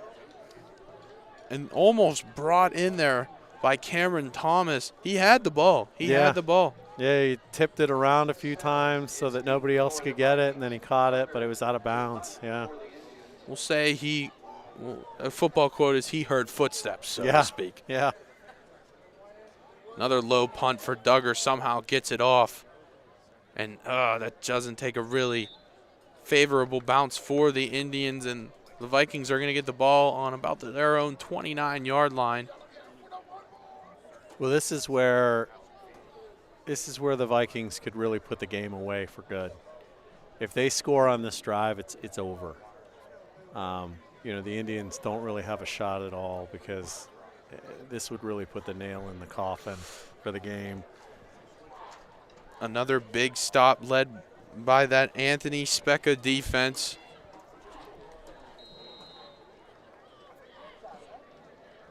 Coach Leymeyer's plan to play wide has paid off so far, as they have not been able to really do anything over the middle, so to speak, as well. And that's going to be a give to Faulkner.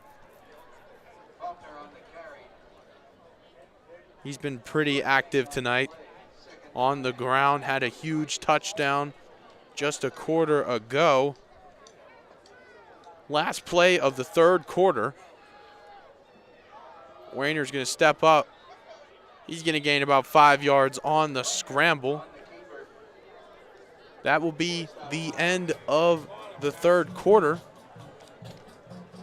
Yeah, good job by Wayner there to identify that he didn't really have a lot going on. Just took the 5 and ran out of bounds. You know, again, Wayner is a tremendous, general, a manager, really, just down on that field. An improviser, so to speak. Yeah, I mean, he knows what he's doing. Like you said, he manages the ball so well, like with an offense that, is a home run offense. And so a lot of times there's not going to be something there. And instead of trying to force something, he's smart. And he knows when to throw it away. He knows when to, take a couple of yards here, take a couple of yards there.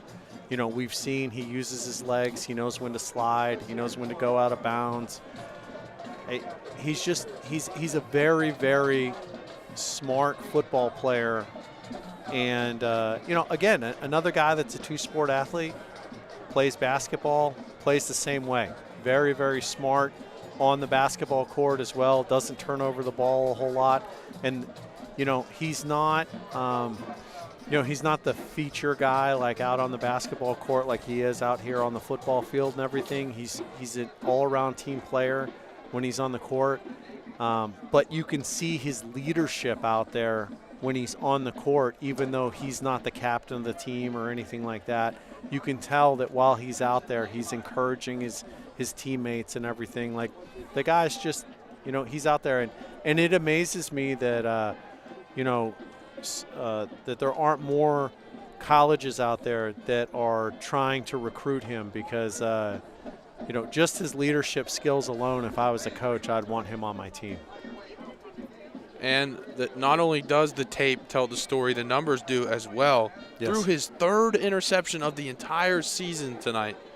And when you see a guy throw that many little interceptions, you go, oh, well, now this is just a guy that, this is a run-heavy offense, possibly doesn't really have enough to build off of throwing the ball. But no, he's had 23 touchdowns going into this game tonight, only 2 interceptions, and has really taken care of the football during this 2023-2024 season. Yeah, 3 interceptions, and honestly, if you were to go and talk to Cole Sullivan about that interception, he would say that interception's on him.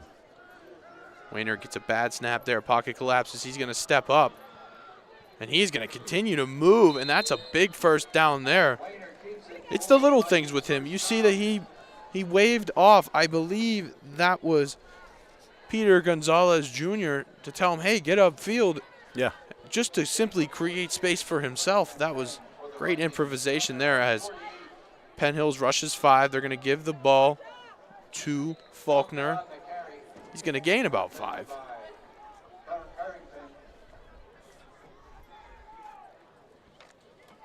Vikings offense continues to be in that no-huddle look that they've been in all night. And Faulkner is going to be stuffed on that play. No gain. 3rd and about 6 for the Vikings on the 48-yard line. 3 receivers set over to the right side as well as Faulkner to his right.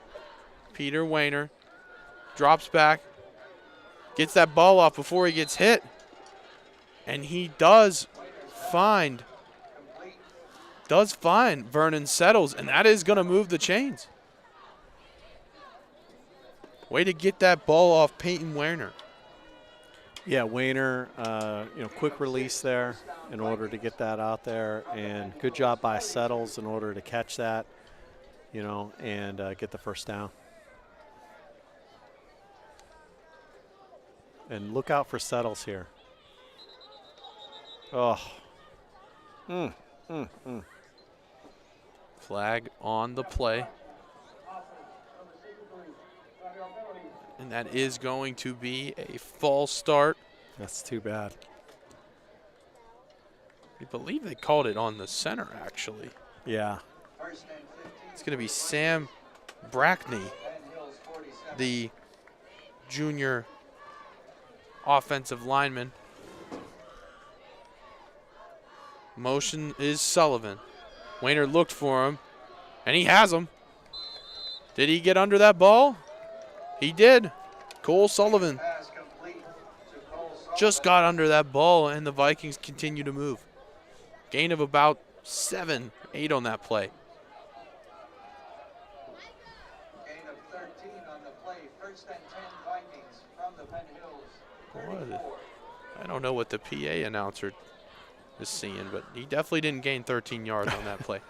2nd and 8 for the Vikings. Hand off to Faulkner, and he had nowhere to go. Yeah.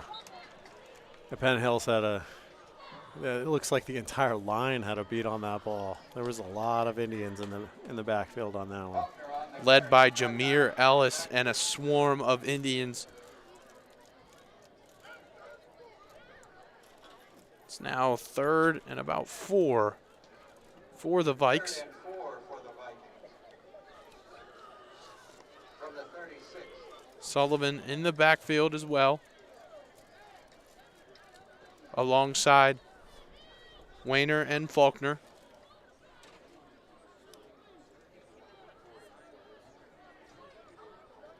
Penn Hills looking to rush 4, possibly more, and that is going to be a delay of game on the Vikings. Yeah, and that's rare, obviously, as you can probably imagine for this offense. Since they are so hurry up. So I'm not exactly sure what was going on there. It looked like maybe they were trying to change the play, and there was some confusion over what they wanted to call. I don't know. I've never seen a delay of game on this offense all year, so that was odd. Double stack look for the Vikings on both sides. Wainer's going to take the play action, hit him over the middle, bobbled around by Sullivan. Could not corral it. It's going to be 4th down for the Vikings now. Yeah, that was a rare bobble there by Cole Sullivan when it was hit him basically right in the numbers. You don't see that often from Cole, and yeah, I'm sure he would like to have that one back. 4th and 9 from the Vikes. We're lined up to go for it, but they are going to take a timeout here with 8:51 to go in the 4th quarter. It's only their first timeout taken of the half. They got 2 more left. Penn Hills hasn't taken one yet. They still got 3. You think they come back out and go for this again? Yeah, I think so. That's Coach Lehmeyer. Like I said, he's a very aggressive coach when it comes to these things, and yeah, he's definitely going to go for it here on 4th. You know, he's in this midfield area where he likes to take chances, and this is his MO. This is his style. This is who he is. He doesn't like punting in this area. If he does punt, yeah, I mean, we saw it. Like, he took a chance on a fake. He's going to go for it on 4th. This is just who he is. So yeah, I fully expect him to come out here and go for it here on 4th. He feels like basically if he doesn't get it, he's not really giving up that much on field position, and he trusts his defense in order to make the stop. And as it stands, they are going to go for it. Different look than what they had originally lined up in. 3 receivers set. You'd have to imagine that Sullivan probably moves around as he has all night out of that backfield. He does not. And they're going to punt that. Well, that was interesting. And that was an insane. Did he keep it in bounds? He sure did. And what a play by the Vikings, led by Peyton Wainer. And wow, that was just incredible. That was interesting. A little push punt there. I haven't seen that in college football in a little while. A little push punt. Okay. Or in high school football. Yeah, Great play call there by Coach Lehmeyer, drawing that up. Great placement by Peyton Wainer, too. Yeah. But so, yeah, took again, another Lehmeyer trickery there. A little took a chance there at midfield. Like, that's that area where he likes to take chances like that. He likes to run those little trick plays and take chances. Also, great hustle there by Peter Gonzalez to keep that ball on the 1 yard line. Yeah. Exactly where the Indians will start with a 2-back set. Duggar is going to keep it. He's just going to try to give himself some room, and to no avail. Maybe gained a yard on that play. He's getting up a little bit slow. Yeah, this will be interesting how aggressive the Central Catholic defense will be down here, because you don't necessarily want to go total zero down here, because you don't want to give a guy like Duggar an offense to make an opportunity to make a big play. They have made a few splash plays tonight, as Duggar is going to keep the ball. He's going to make a man miss, and he has made a few people miss, and he is just going to continue to go. That's what I mean. Yeah. Wow. Yeah. Yeah, that's what I mean. He's capable of plays like that. As a Pitt fan, I am glad he did not choose Penn State. Big play there from Julian Duggar to keep this drive alive.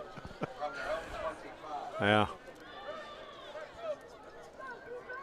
As we mentioned earlier in the stream, Kyle, or excuse me, before the stream at that,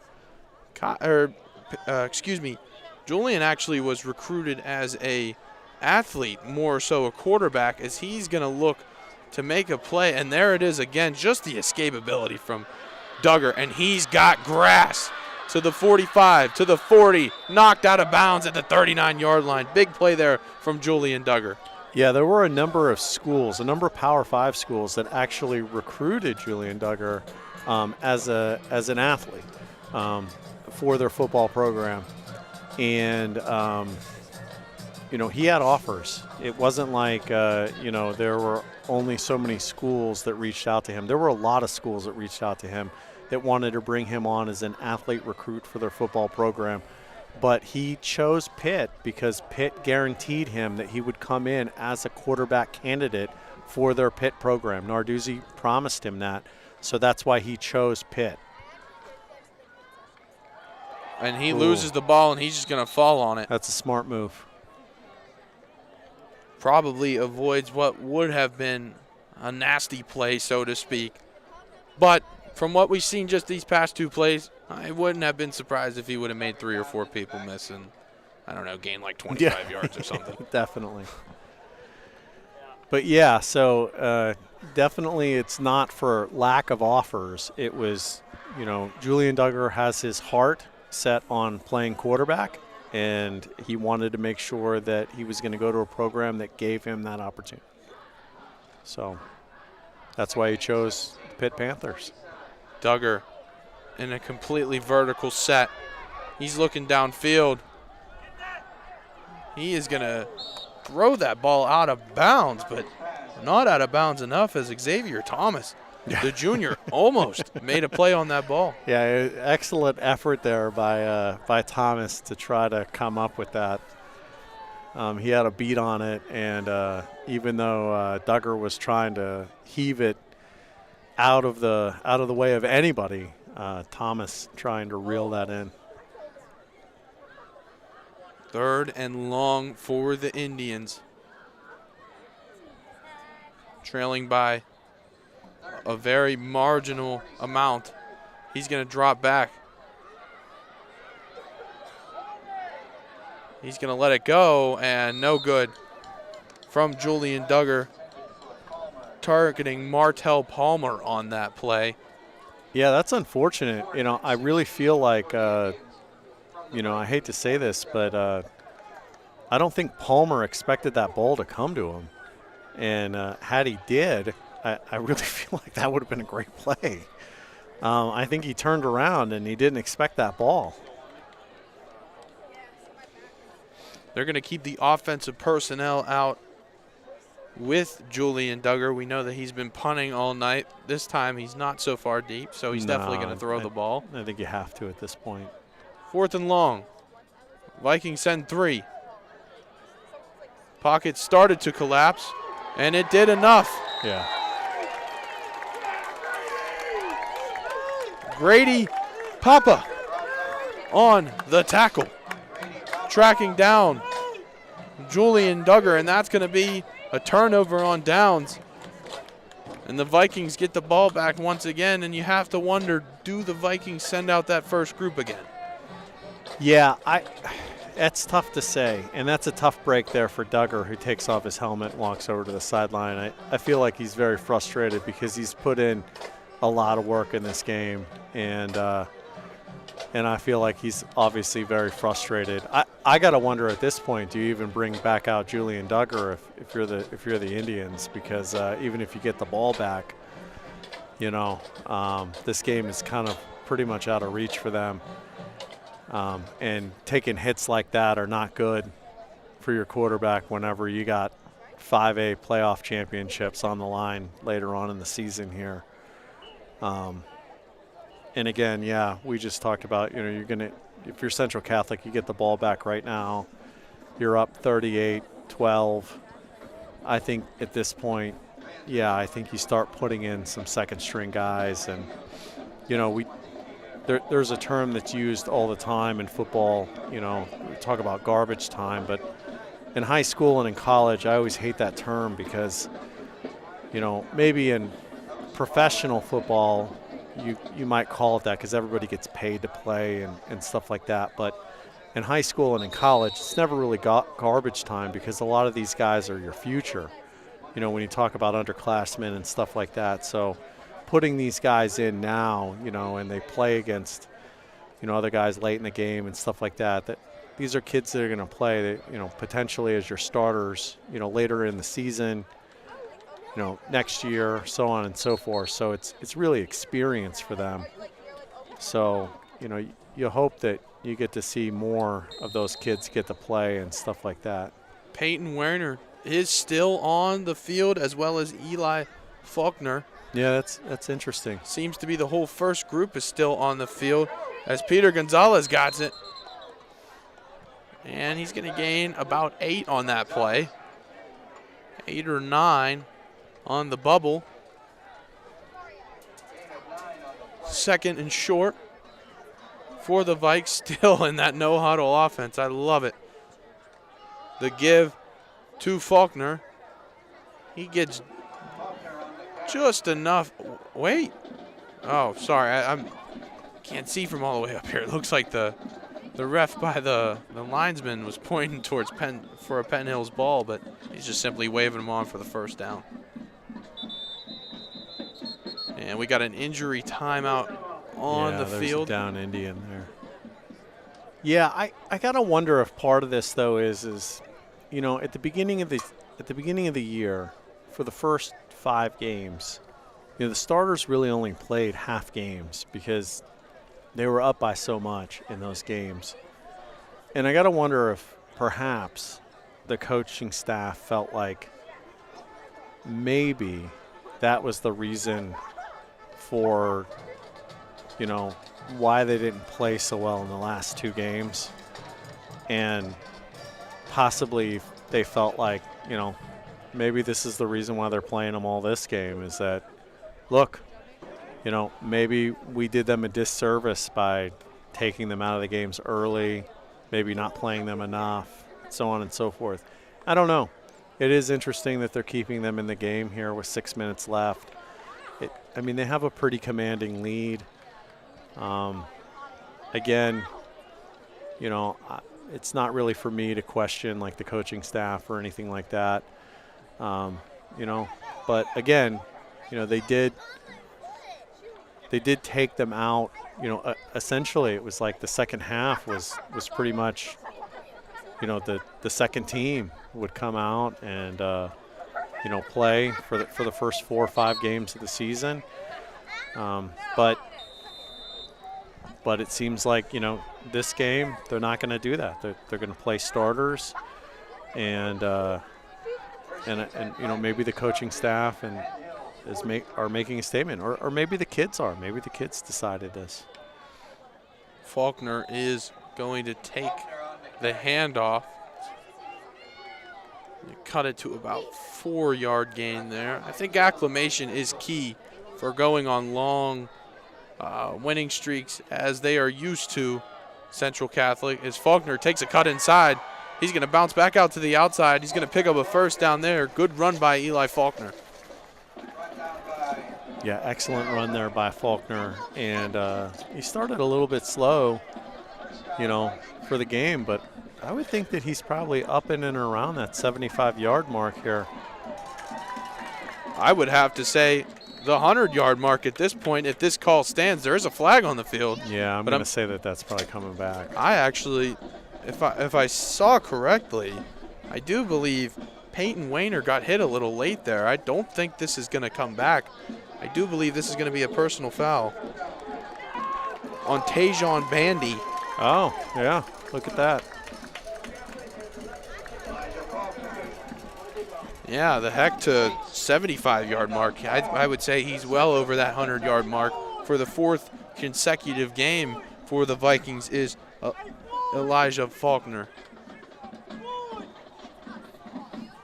Well, he has definitely been their workhorse in the backfield, and again, it's he keeps grinding those wheels, and it was a little slow to start at the beginning of the game. I mean, Penn Hills did a really good job of containing him at the beginning of the game. I mean, a really good job. That defensive line of Penn Hills really kept tabs on him most of the game, but eventually, this Central Catholic offense wore them down. Score is now 45-12, Central Catholic with 5:40 to go here in this final quarter of play, as it has been an all-out attack for the Vikings on both by land and by air. Peyton Wayner, as we mentioned before, outside of that interception, which you could argue could have been, a Cole Sullivan at fault, but outside of that, has protected the ball, and the score is showing their success on offense. Has only punted twice tonight, which you mentioned doesn't really ever happen for this Vikings team. Yeah, it doesn't really happen a lot. And like I said, I mean, that interception goes against Peyton Wayner regardless. I mean, that's just the way that football stats work. But like I said, I really feel like had Cole Sullivan just let that ball go, it would have been an incomplete pass. And I think that he even went over, you could see on the sideline, he went over to Peyton Wayner and he said, that was on me. Because he kind of tried to pull that back in when he knew he shouldn't have. He tipped it, and that was the reason for the interception there. Correction, the Vikes have punted 3 times.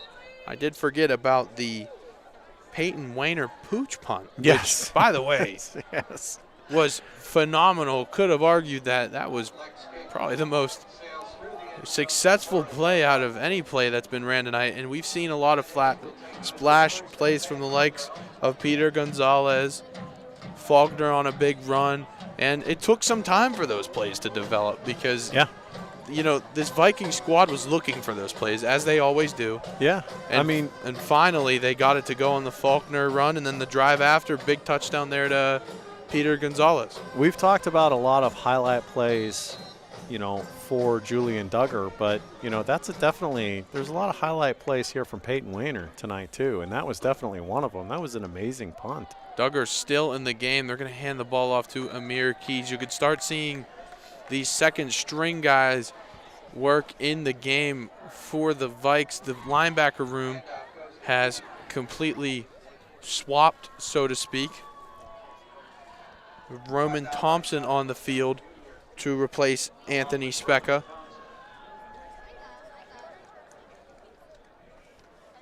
As well as Bobby Maroc. And Amir Key is going to have a big run there.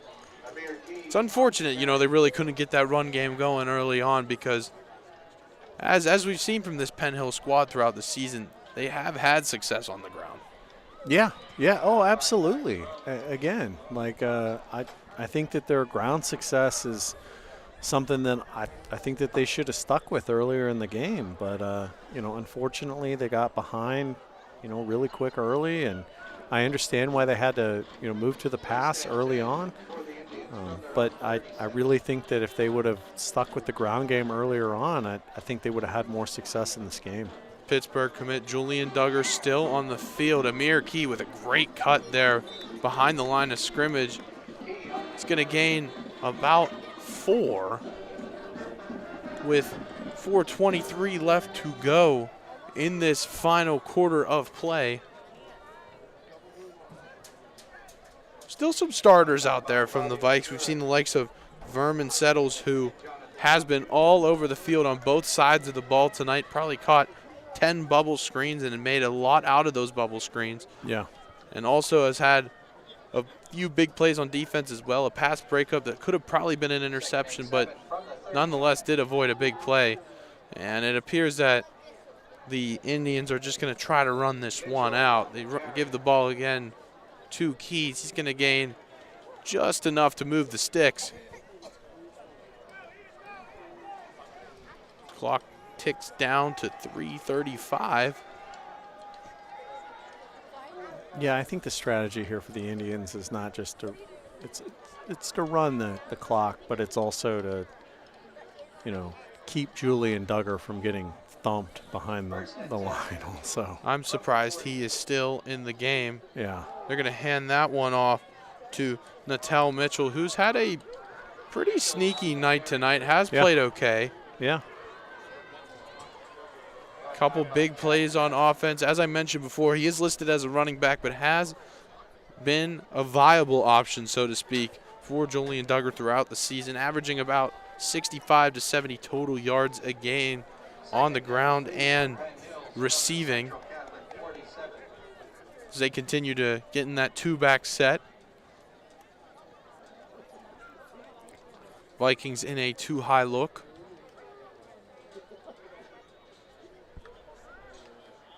They're going to give it again to Mitchell, and he's going to be tackled for a loss for about a yard. 3rd and 4 for the Indians. As another minute goes by here in this fourth quarter. Down to 2:15 we go. And the Vikes now have seemingly swapped out 10 out of their 11 starters for a second string. Settles is still on the field playing that over top look for the Vikes. They run the ball again for maybe a yard. It's now 4th down.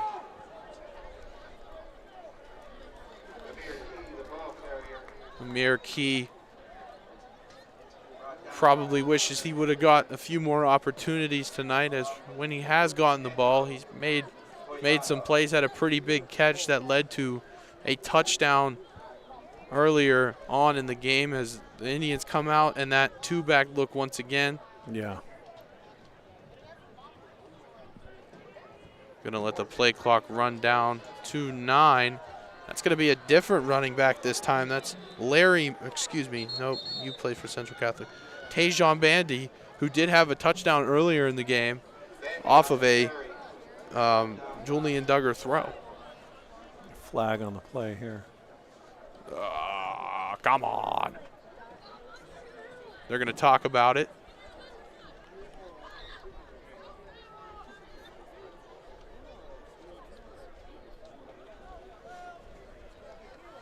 We're sitting at 1:12 to go. Ball on the, at the moment, the 47-yard line.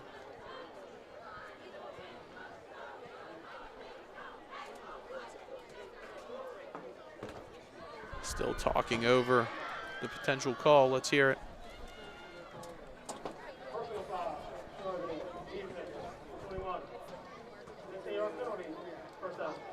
And Roman Thompson gets hit with a targeting call. That is another personal foul on the Vikings, albeit in garbage time. But man, I gotta imagine. Interesting. I didn't see that at all. I wonder where that was. I'm not really sure, but I'll tell you one thing, man. I played all 4 years of high school football, and getting a penalty gives me PTSD, man, because I know the coaches will make you run during the week and make you pay off those penalties. At least mine did. Yeah. Yeah, no, that's the truth. That's definitely something the Vikes are going to have to work on going forward. And that's another hit to the head. Yeah, that one I definitely saw. I think if you could go back, I probably would have called that a targeting call. Yeah, that one I saw. That one was. It's going to be Tajon Bandy down. Got hit pretty good on that play.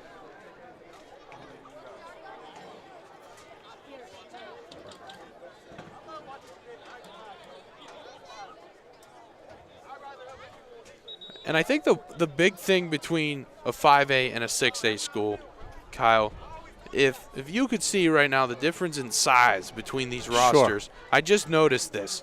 If you look, the roster sizes, it's incredible how much depth these Vikings have over the Penn Hills Indians. And honestly, I think that gives just a testament to how good this Indians team truly is, because you know, teams that are in 6A, like the likes of Central Catholic and et cetera, have a lot more to work with, so to speak. Oh, yeah, it's definite. I mean, like, that's why, you know, when we talk about high school football and you know, there's always like those, you know, I know a big controversy in PIAA is, you know, when they force teams to move up. Based on the competition rule and stuff like that. And I get it. I really do, whenever it's all about, you know, moving teams up because, you know, teams are dominating at a certain level, and it seems almost like it's almost like it's unfair at a certain point, you know, where a team just dominates year over year over year over year, and you're like, man, like, it's almost unfair that this team just keeps dominating at this level. So it's like, it makes sense, like, well, we'll just move them up. Okay, like I can see moving a team up one level, you know, to make them competitive at the next. But when you keep moving teams up at a certain level, it almost gets dangerous at a certain point because, as you've pointed out, you know, Central Catholic is at the top level.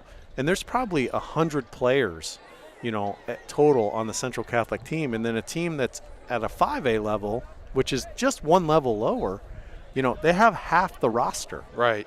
You know, and so, yeah, it does get to a point to where it can get dangerous when you start moving up teams that are at 1A and 2A all the way up to a 4A level, you know, 2-3 times up to where they're supposed to be. Duggar is going to give it off to Mitchell. He's going to find a little bit of space there. Oh, and wait a minute.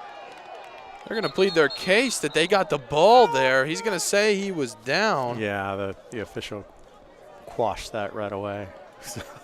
So that was Roman Thompson trying to plead his case there.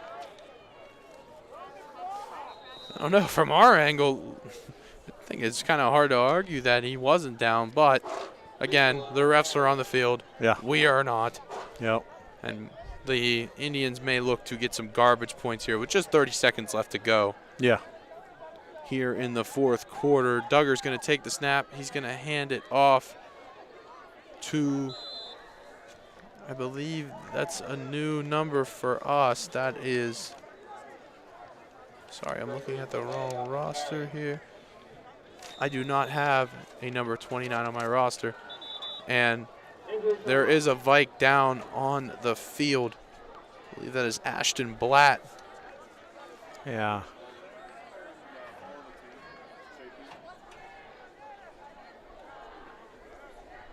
And it is not looking good. You can tell he's in a lot of pain right now.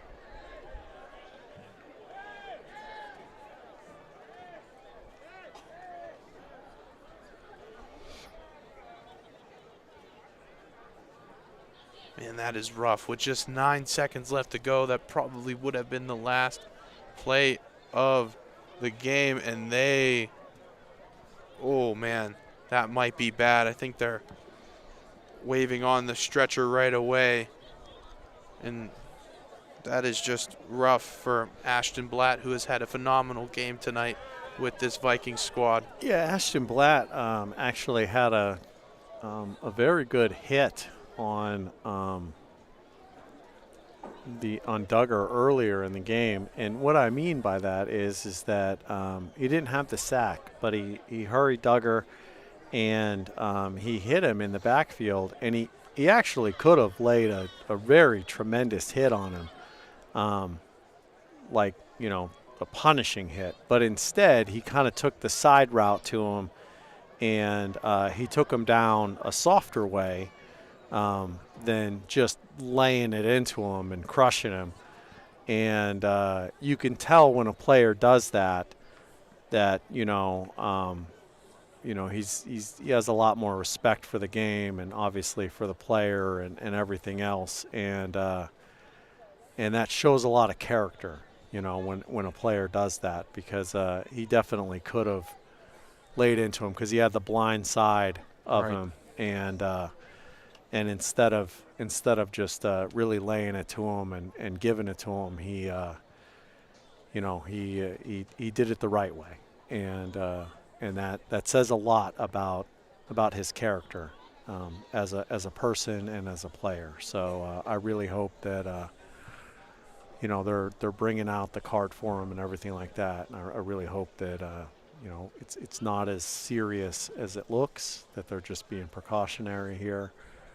And hopefully, again, with 9 seconds left in the game, it's a tough break. But yeah, it should.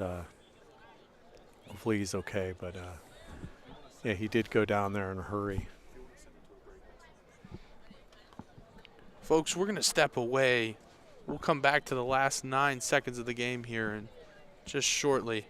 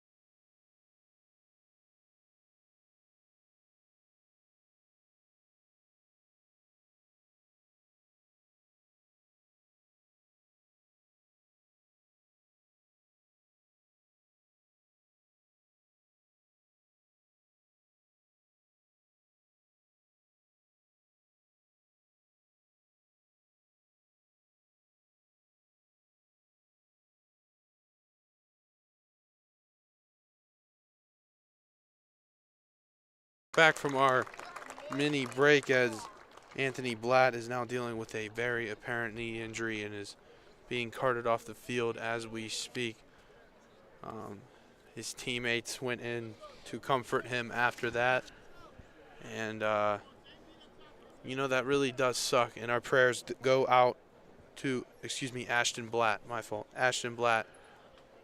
Yeah. Our prayers go out to him. Yeah, it looked like whenever he went down on the ground there, it looked like he was clutching his knee. I'm not exactly sure that was what the injury was, but it looked like that's what he was doing whenever he went down. But he is definitely getting carted off the field now. Yes, definitely our prayers go out to him, all the Central Catholic family, you know, and to his family. That's terrible that happened right at the end of the game here. Yeah. That will be the end of the game. A little bit of a mix-up here at the end. A little bit of a bittersweet ending for the Vikings as a little bit of a fight broke out. Now the coaches aren't real happy with that. Yeah. Yeah, coaches had to get in there and break some stuff up. And Also next Friday, we will celebrate senior night with our yeah, Viking band so as we take on the Seneca Valley Raiders. Very exciting game tonight we just had. Vikings with a dominating win over the Indians. They move on to 7-1, 3-0 in conference play as Coach Morris and the Indians of Penn Hills move to a 6-2 record while still holding a 3-0 record in conference play. Both teams looking to build off of their wins and losses last week. This week. I think the best thing though for Central Catholic is just simply the fact that now to get better and to look to get better, they do it off a win instead of a loss, and that's definitely a good thing for them. yeah, Central Catholic made a statement in this game. Obviously, came out with a big win against a tremendous 5A team. Again, the score does not do this Penn Hills Indians team justice. They are a tremendous 5A team, and they just ran into a buzzsaw that is a Central Catholic Viking team that was looking to make a statement coming off of a loss last week, and Central Catholic definitely did that. They made a statement for everyone in the 6A division to understand that they are still the big dogs in this 6A division in the WPIAL and in the PIAA, and that's what they did here tonight. Folks, I'm Billy Depew. That was Kyle Templin. Final score tonight, 38-12, Central Catholic Vikings. We'll see you again soon.